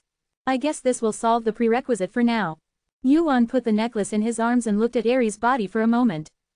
I got another one. In addition to the necklace, there was another additional achievement. King of the Dead calls upon the soul of Ares. A soul was being sucked into Quinine. At the same time, Ares' remaining flesh crumbled like dust. Yuan, who had been trying to take his flesh as well, clicked his tongue in regret. I guess I went too far. The combination of lightning and Quinine. The corrosion was so severe that Ares' body lost all its strength and crumbled just from his soul leaving. It was a shame, but there was nothing he could do. It would be unwise to be greedy here. Yuan put Ares' armor in his inventory and looked up. As expected, it would be nice if he could get away with it, but it didn't seem like he could. Is that it? Rumble. Above the sky of the broken temple. A new ceiling emerged, rising high like a pyramid. There's no way they wouldn't know about this commotion. Someone must have delivered the news when he first invaded Ares' temple. The two temples were not only similar in what they symbolized, but they were also located on the same floor, not too far apart. Kahahehe. Clatter, clatter. The sound of horseshoes could be heard from the sky. If there were Valkyries in Asgard, Olympus had chariots of the sun. Replicas of the sun chariot driven by Apollo. The seat of war and wisdom. Among the chariots of the sun that began to descend from the sky. A woman with golden hair and bronze skin like Apollo descended, emitting a brilliant light. The being who symbolized the real war of Olympus. A warrior who had fought at the forefront of the Gigantomachy before Hercules appeared. Ares, closest sibling, Athena, she was coming here. Chapter 156. Athena, she was a high ranker with a rank that was incomparable to Ares. Unlike Ares, who had just become a high ranker, she had been a high ranker for thousands of years. Gigantomachy, in that war, which was gloriously recorded in Olympus, she had slain countless giants. Perhaps without knowing it, she was the one who had killed the most giants after Hercules. Dazzling. Rumble. Dozens of sun chariots. The light they emitted was so intense that it was difficult for ordinary people to look at. Isn't it dangerous? To Arthur's question, who had approached him, Wu Jin nodded his head. I wonder how many rankers are riding in there. It would probably be much more than the rankers under Ares here. There were many rankers in Olympus, and the Athena faction was one of the factions with the most rankers. 30, no, 40, it would be better to think that there were about 50 people. Of course, more dangerous than all of them combined was the existence of Athena. What are you going to do? Arthur was already burning with fighting spirit. There was no way to escape anyway. The surroundings were already surrounded by Athena's rankers. Wait and see. Between 10 sun chariots. Soon, reinforcements will come to finish them off. Looking inside, Wu Jin raised his magical power. Because this place could become a battlefield again at any time. Roar. The temple was filled with intense sunlight. The largest sun chariot descended nearby. At the forefront of the chariot stood Athena, wearing golden armor similar to Ares and holding a shield. Aegis, shield, also known as the shield of the Gorgon, it was the strongest defensive item in Olympus. The moment one's eyes met the Gorgon embedded in Aegis, one would be petrified and turned to stone. It was a miraculous item. Swish. Athena's gaze swept across the temple. Wu Jin and Arthur standing in the middle of the temple. Ares, rankers and players. The remnants of the remaining mana. And items such as the shoes and gloves that Ares was wearing. Really, she made a sad expression at the traces that were everywhere. They were not particularly close. Although they had the same father, their personalities were completely different. However, there was only one thing that the two of them pursued in the same way. To fight for Olympus and sacrifice their lives. And under that spirit, the two had lived as close comrades before they were siblings. Really, is Ares dead? Creak, creak, creak. The walls of the temple shook. Crack, rumble. Even without it, the temple, which had been precarious due to the fight between Wu Jin and Ares, shook, and fallen debris began to fall below. To Athena's question, Aphesis, Ares' subordinate, replied. Yes, goddess of war and wisdom. I see, it was a thought that I had. No, it was a question I had asked, hoping that it wasn't true. But it was true. Athena's gaze finally turned in the direction of Wu Jin and Arthur. Then you must be my brother's enemy. SSSSSA. A thin snake's cry was heard through the Aegis shield. You have heard the cry of the Gorgon. Petrification begins. Sacred fire resists petrification. Evil eye resists petrification. Resistance is successful, to be petrified just by hearing the cry, not even by making eye contact. This is the first time I've heard of this. It was indeed the original, not a replica. Fortunately, there were skills that could resist petrification, but I thought it would be dangerous if I made eye contact properly. Athena and Ares are known to be comrades rather than siblings. However, just now, Athena clearly called Ares her little brother. Her emotions could be felt through the mana filling the atmosphere. Anger and resentment. However, her emotions were cold, unlike others. She was known to be cold-blooded and famous for her coldness. This was what set her apart from Ares. She never gets excited. Is your name Kim Yu-won? A heavy voice was transmitted through the mana. Yu-won nodded and answered her question. Yes, I've heard a lot about you, but this is more than I've heard.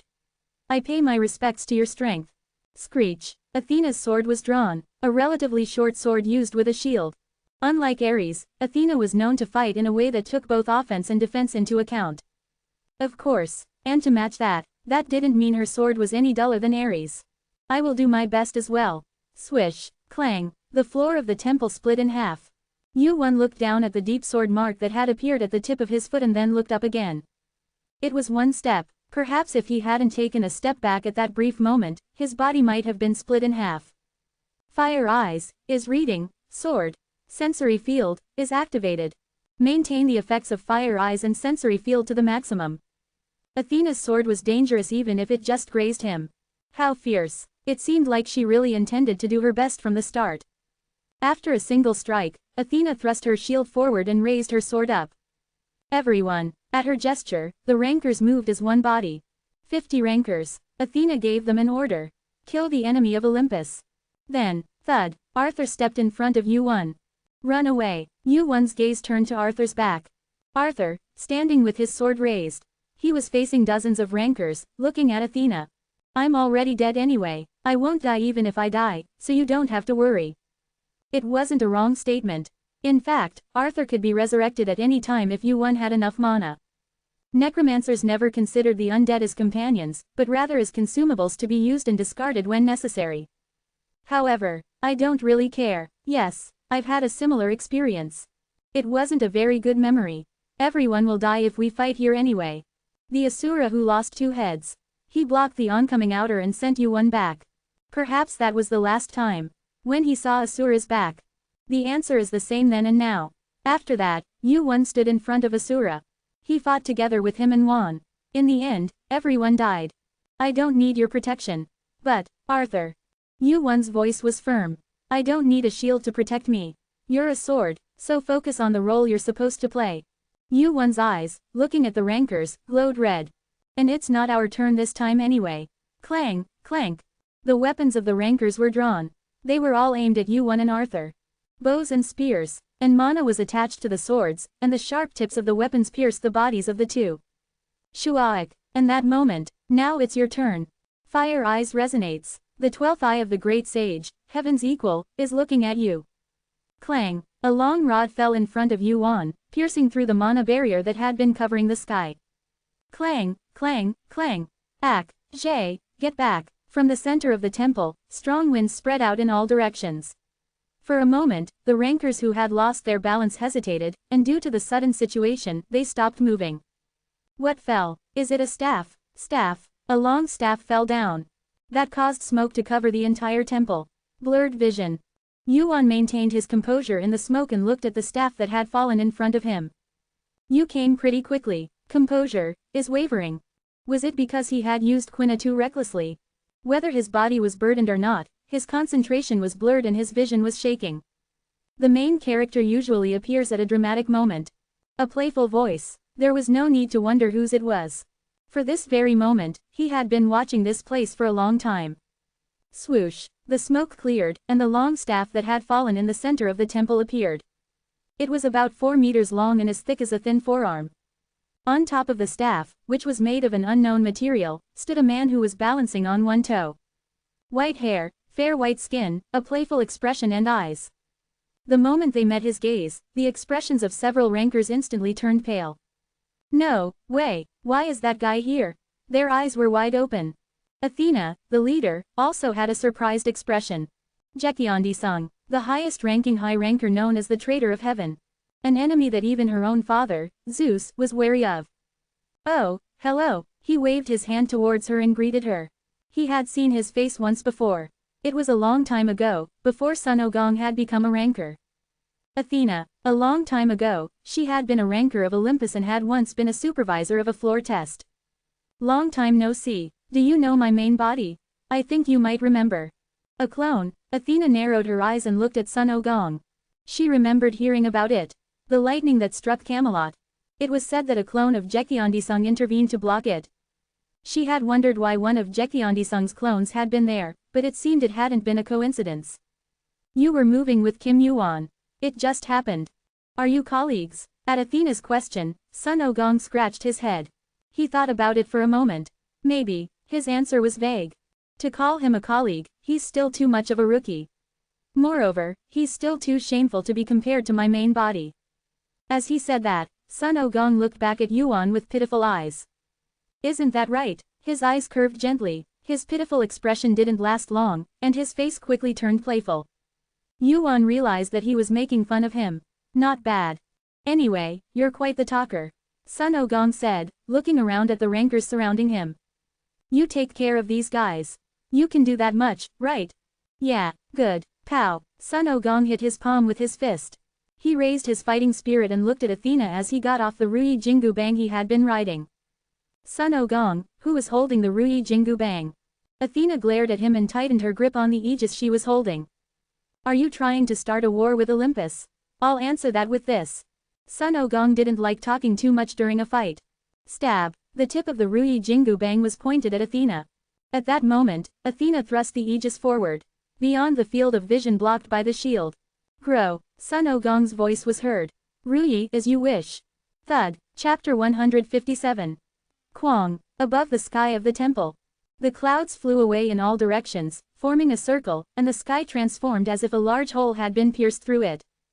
Giik. Athena, who had been pushed back by the impact, was fortunately not severely injured from the Rui Jingu Bang's impact.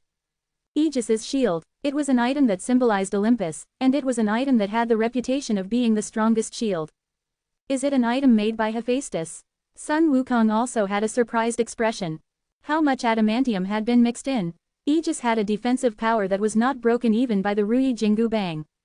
Of course, what was even greater than that was Athena, who was holding the shield and blocking the Rui Jingu Bang. Kikik, kikik. Athena's hand trembled from the impact that was transmitted through Aegis.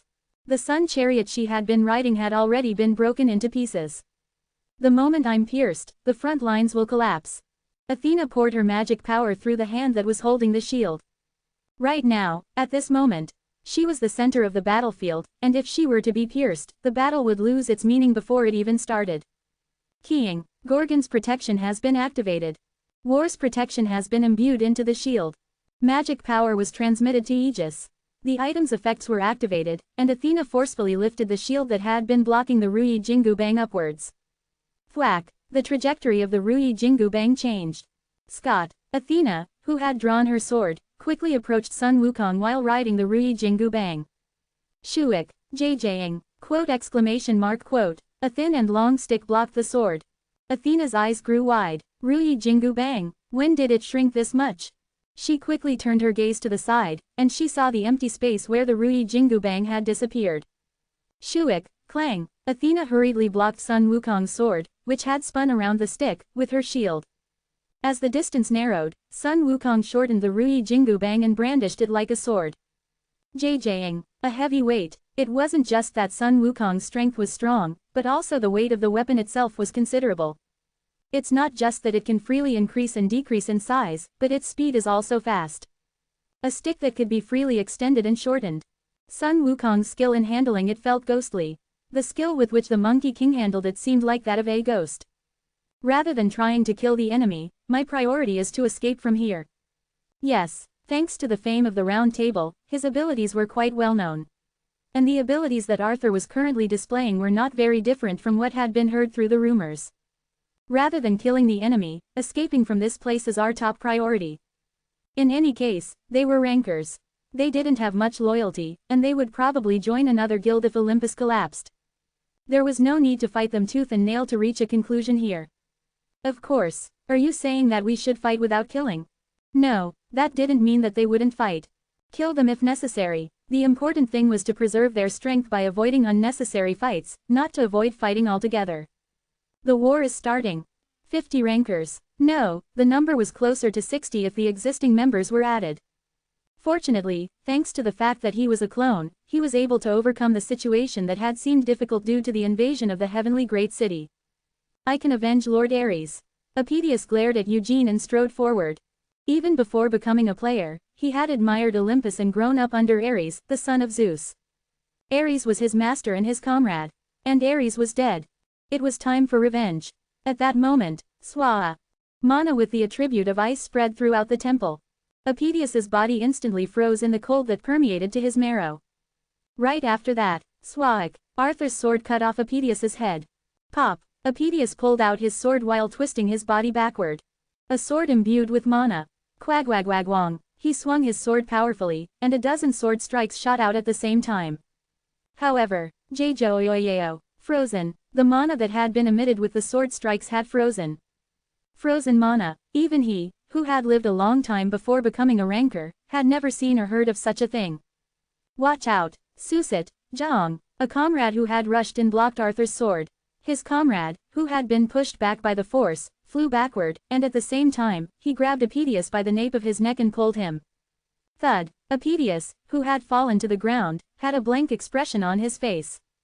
This is an undead. He had secretly underestimated Arthur. No matter how much he was the king of Britain and the Night King, he couldn't help but be weakened since he had become an undead. So he had thought that he would probably be as strong as an ordinary ranker or even weaker, but it's no different from the rumors. The rumors about the Night King that had been circulating for a long time. King Arthur's reputation preceded him. The abilities he was displaying now were not much different from what the rumors had led people to believe. Was he never an undead? Bam, bam, crash, boom. Arthur scattered ice mana in all directions as he faced off against the rankers. In that brief moment, one of the rankers froze and collapsed. And then, over there, Apes, head turned at one of the rankers, shouts. Creak. Yuan, who had just decapitated one of the rankers, was headed toward the exit of the temple. Are you trying to leave? He didn't know why Yuan had come into the temple and picked a fight, but he seemed to have achieved his goal simply by killing Ares. I can't let him escape. Snap! Apes gritted his teeth and got up. He couldn't continue to sit idly by. He had to avenge Ares. Flash! Spot! Apes! Avatar appeared behind Yuan after activating his skill. Flash was the highest ranking skill among those that Apes possessed, allowing him to briefly increase his speed several times over. It was a skill primarily used by assassins, so it wasn't something he used often, as it went against the spirit that the Ares faction pursued. If it means avenging Lord Ares. Swish! A sword piercing his heart from behind. Apes had no doubt that his sword would pierce Yuan's body. At that moment, sorry, but I'm a little tired right now. As if time had stopped, Yuan's voice could be heard before the sword even touched his body. No, did it stop? The sword, his sword had stopped before it even reached his armor. An incomprehensible situation. He was clearly exerting his strength, but it was as if something was blocking it, preventing the sword from going any further. Protection of the sea is equipped to your body. I should run away and rest as soon as I can. Creak. A burning sensation spread through his neck. The world spun, and time seemed to slow down. Apes hurriedly tried to grab his neck with both hands. But his hands never reached his neck. Crash! His head flew off. Yuan turned his head, blood spraying all over him. So, I'd appreciate it if you didn't get in my way. Thud, boom, crash, clang, boom, a spear that flew in like a javelin and a series of explosions that surrounded him and went off. As the smoke from the explosion cleared, Wu Jin muttered as he looked at the spear stuck in the floor. Looks like talking won't work. As if they knew what Wu Jin was planning, more than 10 rankers were already standing guard in the direction of the exit. Arthur was fighting hard on one side, and on the other side, Athena and Son Goku were in the middle of a fight. There was only one way. Then there was only one answer. I have to break through. Tisk tisk tisk. The color of the mana flowing from Wu Jin's body changed. Mana that was a dull crimson color. The expressions of the rankers confronting him changed at that color and the energy they felt. Demonic energy? No, no way, but this is. They had gone through countless trials to become rankers, and they had encountered the demons a few times during that time. The energy they felt from Wu Jin resembled the demonic energy they had felt from them. Have you heard of dual cores? A power that would replace the magic power that had been consumed by forcibly using Quina and finishing the fight with Ares. Whoosh! Flames blazed along the crimson mana flowing from Wu Jin's body. Demonic energy wasn't mana, it was just a new fuel to create fire. Fire Eyes controls, holy fire. The flames rising from behind Wu Jin took on a form. A giant violet flame that shot up into the sky. The flames, which emitted intense heat in all directions, cut away the unnecessary parts and created arms, legs, and a head. What kind of skill is that? Is that a giant? No way, is that guy a demon? The rankers, who had fallen into chaos, raised their magic power one by one, using their skills in response to Wu Jin's skill. Some of them fired off another skill as if to interfere with Wu Jin's skill, but it didn't reach Wu Jin and burned away. Whoosh! A long sword gripped in the giant's hand. Swoosh! The giant, which had taken on the complete form of a giant, moved along with Wu Jin. If you don't want to die, get out of the way. Clang! The giant took a two-handed sword stance as it followed Wu Jin, who was gripping the sword with both hands. Heavenly Demon, controls, holy fire. What, if you don't want to? Chapter 158. Up until now, Yu-1 had been continuously attacked by Olympus. The rankers of the Ares and Athena tribes had one thing in common. Don't fear death, and don't look back. That was a belief that was necessary to have when fighting a war. Fear was something they should never have, and if they did, it was a mountain that they had to overcome. It definitely had to be that way. 1. Wah-ak! A huge fire blazed before their eyes. A monster in the shape of a giant raised its sword. What the hell is that? In their eyes, the shape of the giant appeared differently to each of them. A dragon race breathing out breath. A giant devil covered in black flames with 2 horns on its head. Other than that, there was even an unimaginable monster out of their imagination. Creepy. A warrior should never feel fear. Athena's teaching to keep fear away. She had kept it better than anyone else, and taught it to her subordinates. However, that teaching was useless now. There was no way they could not feel fear when faced with that thing in front of them. Weruk. The flaming sword rose. Juk. They automatically stepped back. Let's go. It was a kind warning. It was like telling them that he would swing it before swinging the sword. However, no one there took it lightly. The giant sword began to fall. At that moment, someone whispered. Blood. The moment the sword fell. Dodge. That shout was a detonator. The rankers guarding the exit ran away, splitting left and right. Kwa-ah, wah-ak, those who failed to dodge. And those who overcame their fear or froze in place because they were too scared. They were engulfed in the giant's flames. An enemy overwhelmed by fear. Yu-1's eyes looked into the flames. As just the prey of the sacred flame. A fire that grew by feeding on the emotions of fear and terror. Their fear made the sacred flame burn brighter. That was how the rankers, whose whole bodies had been burned black, soon fell to the floor and turned to ash. It's really a scam, he felt it once again. The sacred flame was a skill that could be called the strongest only in a fight against a weak majority. The problem was Athena. As a high ranker who had been through countless wars and was one of the best in Olympus, she would not be very afraid of the sacred flame. However, since Sun Ogong was holding Athena back, there was no one to stop Yu-1. Arthur. Yes, let's go. Juk. Yu-1 walked towards the blown-out exit. Arthur followed Yu-1 and guarded his back. No one else followed them through the exit with its inextinguishable flames. It's a shame I couldn't catch Athena here. Yu-1 thought of the necklace he had put in his inventory. Anyway, there are results. There are results, anyway. At that moment, Athena realized. Zing. The Ruyi Jingu bang that struck Aegis pushed Athena's body away. Athena, who put strength into her shield-wielding hand, turned her body and raised her sword toward the sky.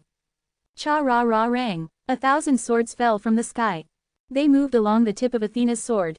Oh ho! Sun Wukong's eyes sparkled as he retrieved the Ruyi Jingu bang again. Immediately after that, he used the Hua and golden cudgel to examine each of the 1,000 swords that were flying around him, surrounding him. Shu wick. Swords flew in at the same time. Whirriririk. Thud, thud dur dur dur thud. Sun Wukong spun the Ruyi Jingu bang with one hand and used it to deflect each of those swords. Thud dur, thud, thud thud thud. The swords that had fallen powerlessly to the floor scattered into dust. Since they were made of Athena's magic power, they dissipated as soon as she stopped using her power. The 1,000 swords disappeared. Talk. Sun Wukong wrapped the Ruyi Jingu bang, which he had been spinning with one hand, back into his hand. Just as he was about to swing the Ruyi Jingu bang again. Wait. Athena lowered her sword and shield. Sun Wukong, who had been concentrating on the fight, made a puzzled expression. Looks like there's no need to keep fighting. Why? Kim Yu-won left his seat. At Athena's words, Sun Wukong looked around and nodded. A burning temple. Rankers were absent-minded inside it. Athena realized that this situation was not made on the spot by looking at Sun Wukong, who was calmly looking down at the battlefield that had become a slaughterhouse. Was it promised in advance? That guy doesn't like things that deviate from the plan. Kim Yu-won. Yeah, it was a short conversation, but Athena was able to infer a lot from it.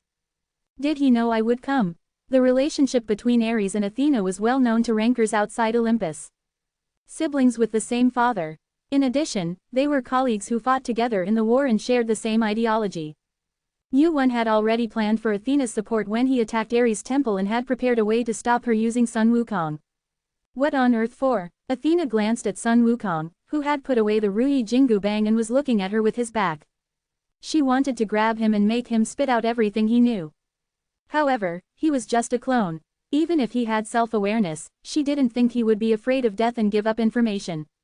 Above all, he was the great sage, heaven's equal. If it had been the main body, it would have been a lofty existence that she would have had a hard time even looking at. Swish swish. The Kinto cloud that Sun Wukong was riding gradually increased in size. At that moment, Athena realized it. That getting information out of him was secondary, and that it was impossible to capture Sun Ogong, who had Kinto-un. Well, it was fun anyway. I'll see you again soon. Tu wa ahk. Sun Ogong disappeared into the sky, drawing a pure white line. Athena muttered as she watched Sun Ogong's retreating figure. Soon. After leaving the temple, Yu-won immediately went down 2 floors. 38th floor. A world where 90% of the land was covered in mountains and forests, and the remaining 10% was desert. It was also a world that didn't have a large population because thousands of volcanoes were active. Of course, I don't know how people live in a place like this because it's so boring. Chirp, chirp, the sound of birdsong echoed. Sunlight peeked through the leaves above. The comfortable and pleasant smell of grass that didn't irritate the tip of the nose. It was a really pleasant and peaceful place. At least, it seemed that way on the surface. Who knows? Clack. Yu-won shook his head as he walked on the ground where rainwater remained. A nuclear bomb is hidden somewhere here. Yu-won walked, cutting down the branches and bushes blocking his way with his scabbard. It was a really large forest that jingled. There weren't many towns, and most of the area hadn't been developed because players only passed through it briefly. This place was one of those areas. It was absurd to try to find your way in such a place.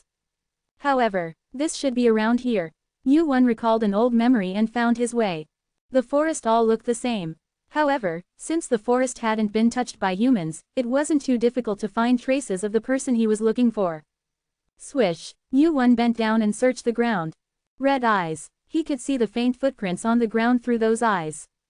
He was here. Footprints. Yu-won followed the faint footprints. How long had he walked? As he followed the single footprints, a large clearing bathed in sunlight appeared. At that moment, thud, the ground shook, and the sound of a tree being felled could be heard. Crash. Far away, a thick tree that was standing tall tilted to the side. The trees were several meters thick. The ground shook again as it fell. Thud. Yu-won walked in the direction of the sound. The trees fell regularly. As he got closer, he could hear the sound of a person's voice along with the sound of trees being felled. Are you lost? A deep, husky voice. It was exactly the same as the voice in his memory. Crash! Another tree fell. The way the man felled trees was peculiar. He didn't hold an axe like a lumberjack and cut down the trees. Instead, he punched the trees and broke them. The trees that fell like that were neatly piled up on one side. He definitely wasn't an ordinary lumberjack. Judging from the fact that he could snap such a thick tree with his bare hands, he must have at least the strength of a ranker. Eugene approached the man's broad back and asked, "What are you doing here?" His unnatural tone of voice was one that he had prepared and practiced long ago. As expected, it was awkward to act like this. This is a total failure. The man turned around at Eugene's question. He was about 2 meters tall. His muscles were so well defined that they looked like they would start moving at any moment. The man, who was wearing only a pair of short pants on his muscular body, looked at Eugene and opened his mouth. "I'm logging. Are you a lumberjack? For now, I guess. Then your house must be nearby. But, I'm a little tired. I was wondering if I could rest for a few days." The man stared at Eugene. It was an absurd and shameless request to ask a stranger for a favor right away. "If you're lost, I'll draw you a map. It's dangerous around here, so you'd better leave quickly." What's so dangerous about a peaceful forest like this? Things aren't always what they seem. Really? It was the answer he had expected. But it was fortunate. Unlike Sun Ogong, who was unpredictable and did whatever he wanted, this man had a simple personality. "Just do me a small favor. I'll pay for the accommodation.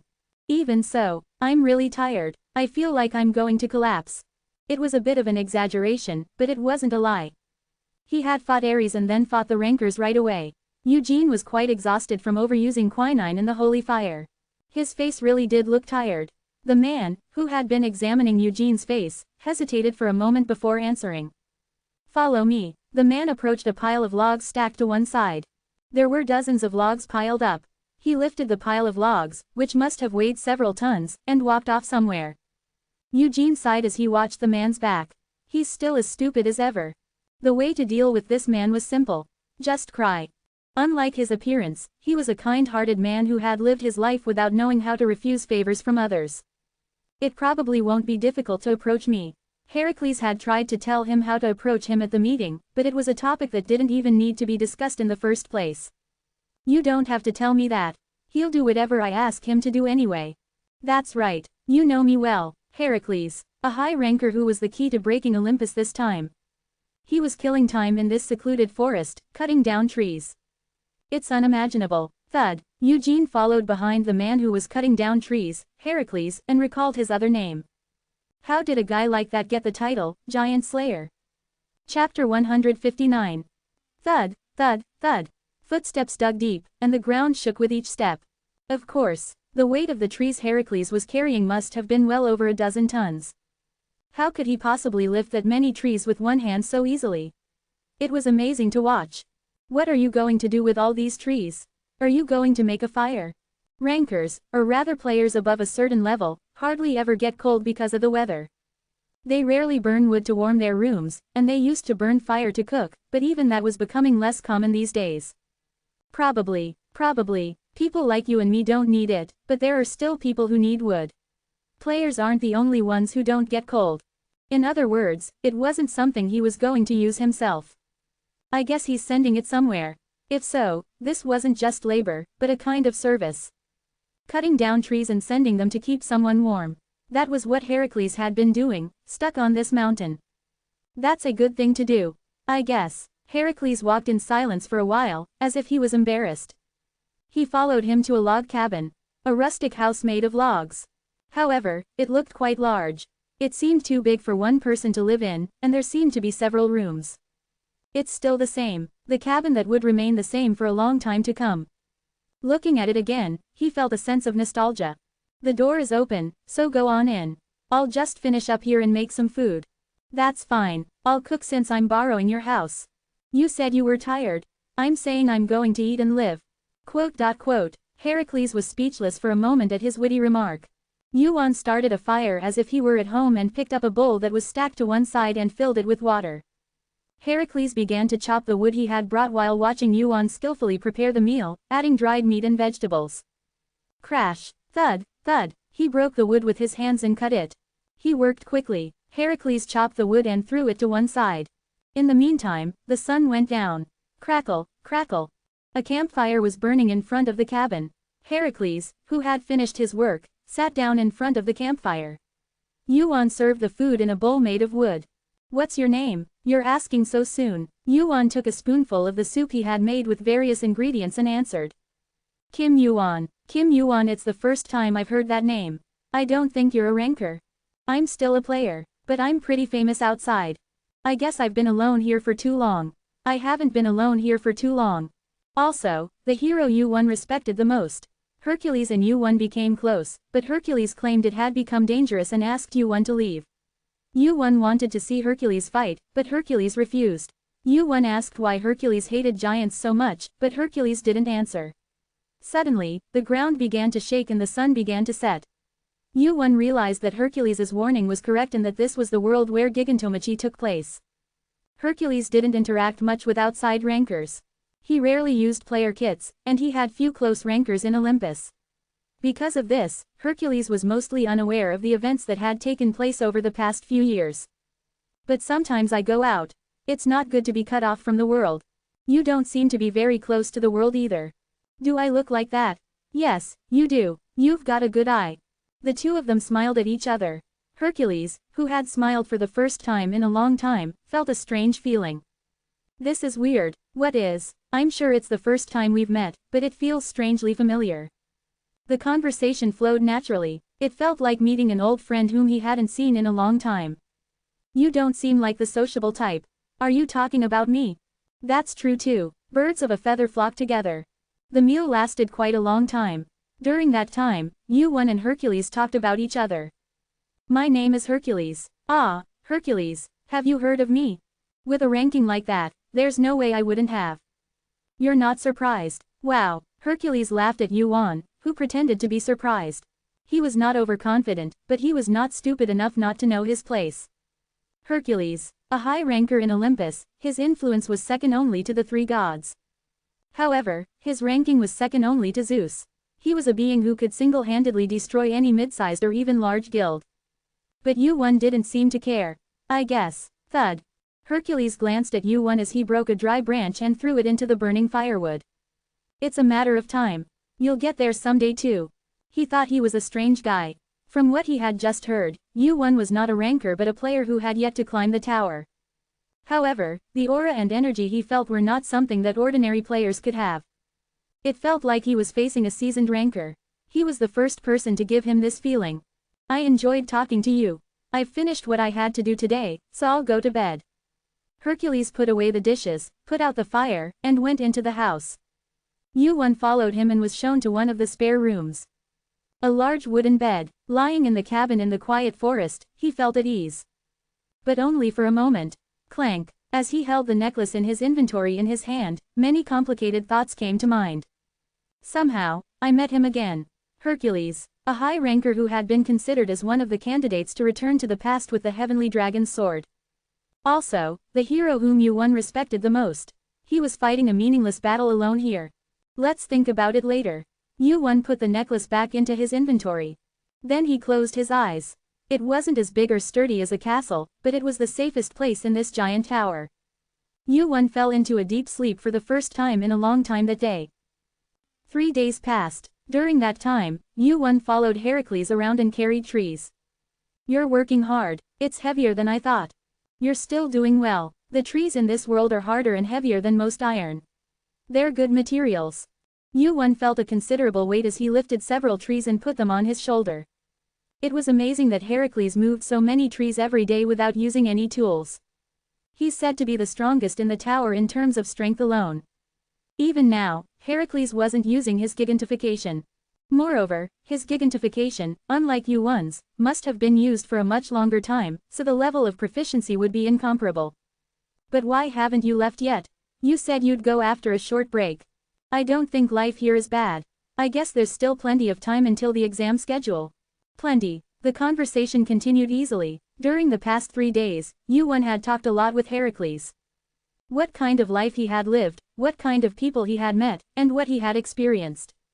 Since they had been close once, it wasn't difficult to become close again.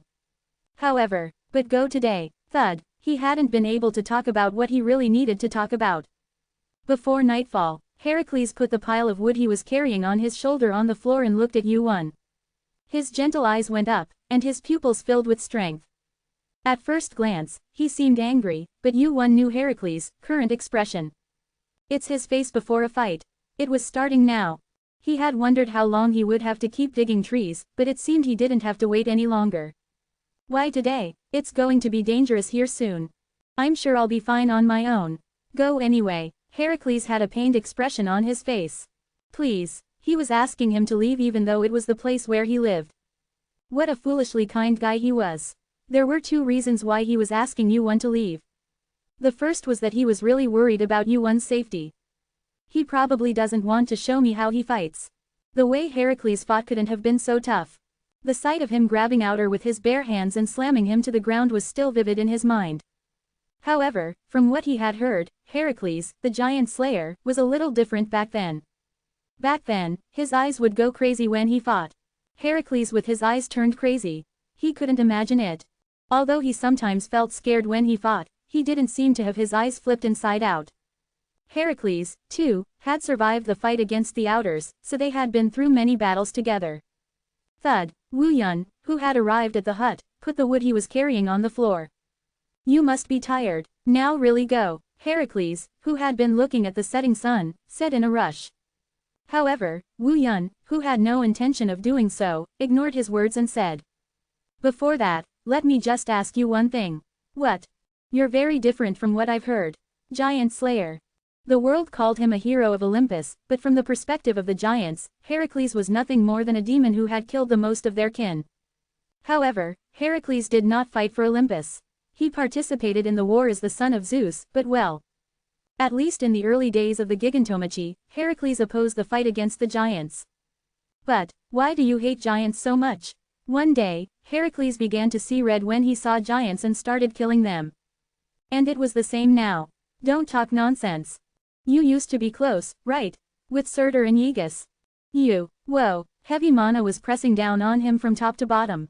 For a moment, he had the illusion that his body was going to burst out. It was so much that his skills were activated on their own. Blessing of the Sea is possessed by the body. I'd rather be stabbed by a sword. At this moment, Heracles was half out of his mind. Fortunately, thanks to the triangle, he was able to escape from the magic power that was pressing down on him. However, it was only a force that Heracles had unconsciously unleashed. What do you think you know? I don't know. Wu Yun let out a long, frustrated breath and opened his mouth again. That's why I'm asking. What happened? He knew everything. But even so, he wanted to hear it. Heracles. The story of his idol and friend, who he told him exactly the same way he did now.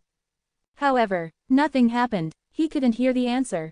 Maybe it was obvious. Feelings like friendship or camaraderie were only feelings that Wu Yun felt alone. To Heracles, Wu Yun was nothing more than a stranger he had briefly talked to for the past few days. Still, it's a good thing. Rumble, rumble, the ground began to shake. Before he knew it, the sun was setting, just as Heracles had warned.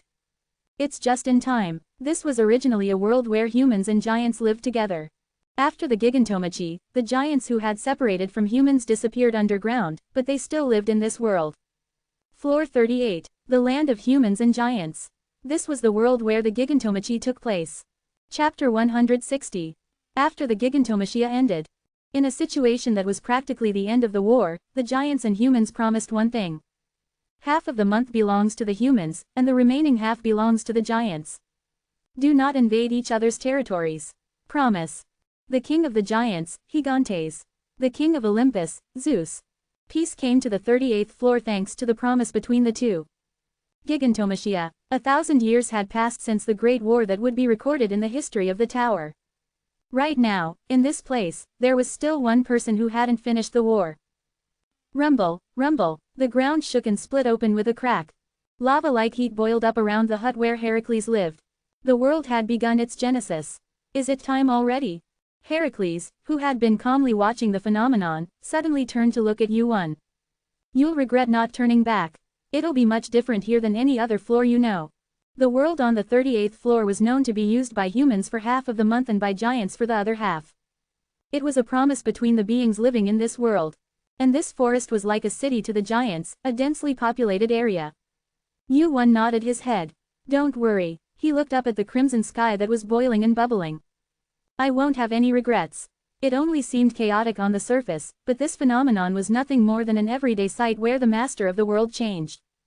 Compared to the Gigantomachia, this is a war that was several times larger than the first Gigantomachia. Yuan, who had just become a high ranker at the time, had participated in that war. Compared to that, the phenomenon happening right now was extremely peaceful.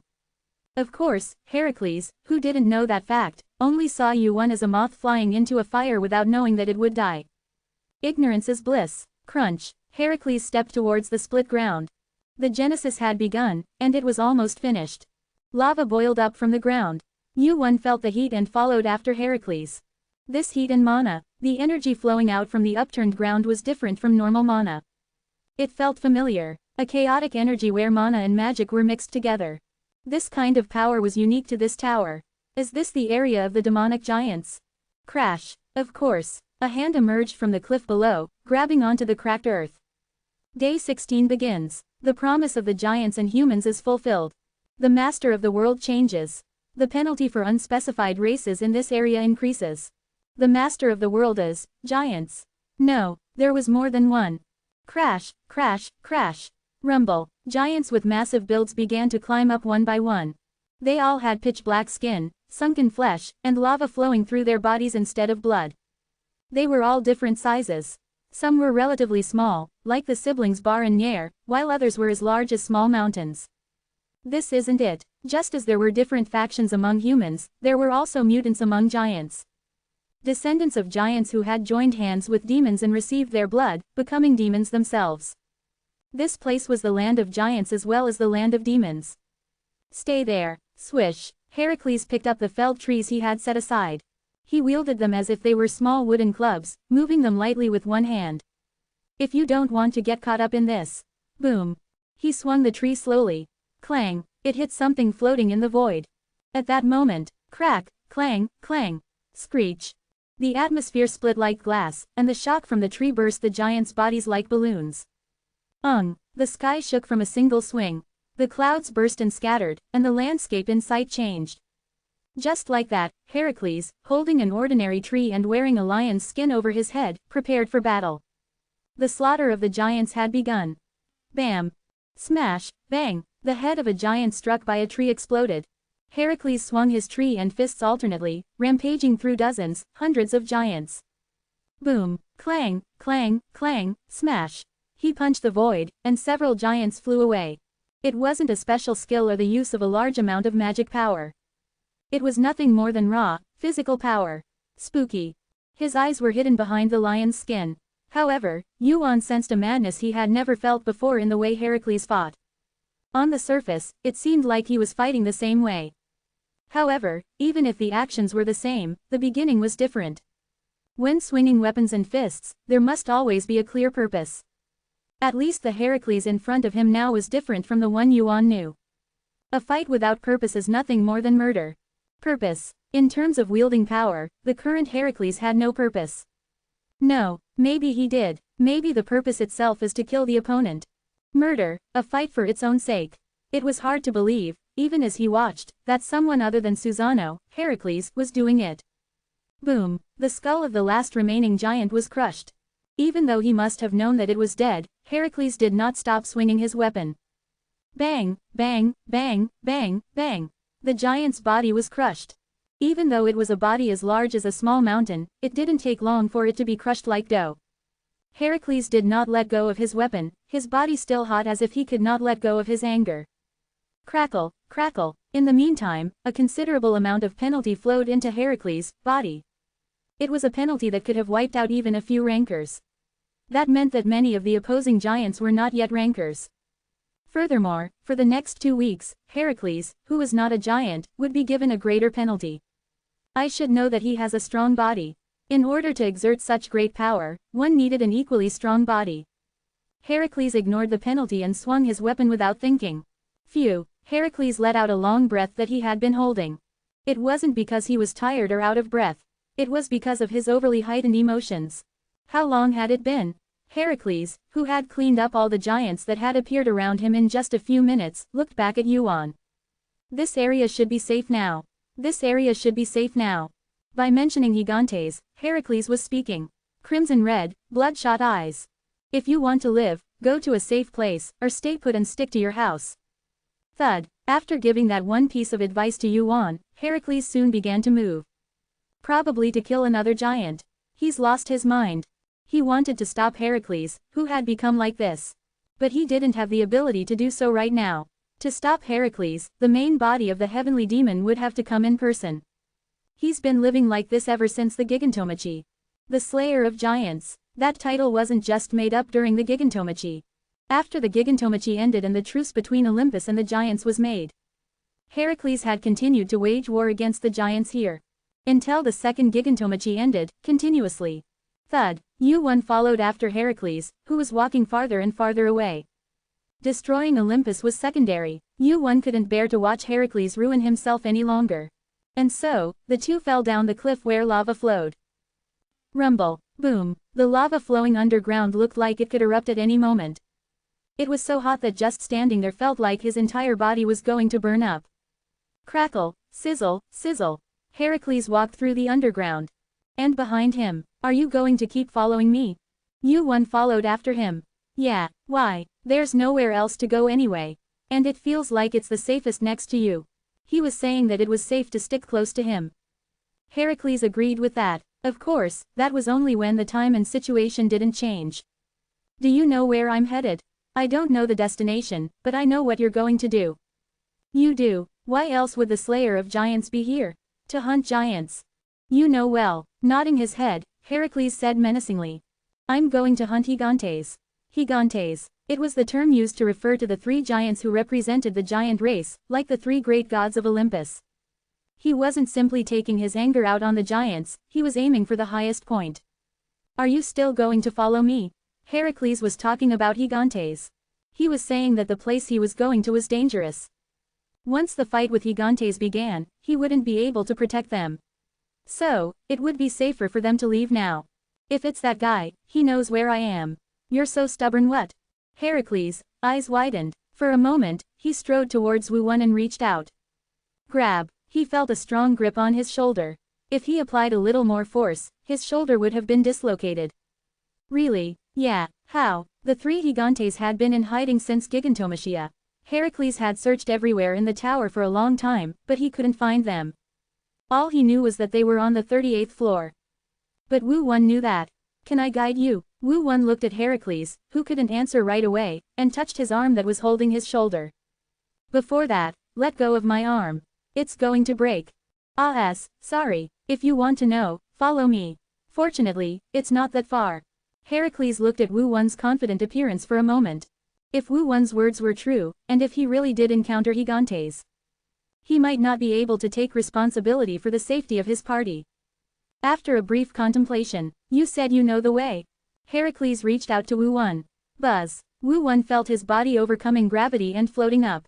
Heracles, who hurriedly put Yuan on his shoulder, looked around and asked.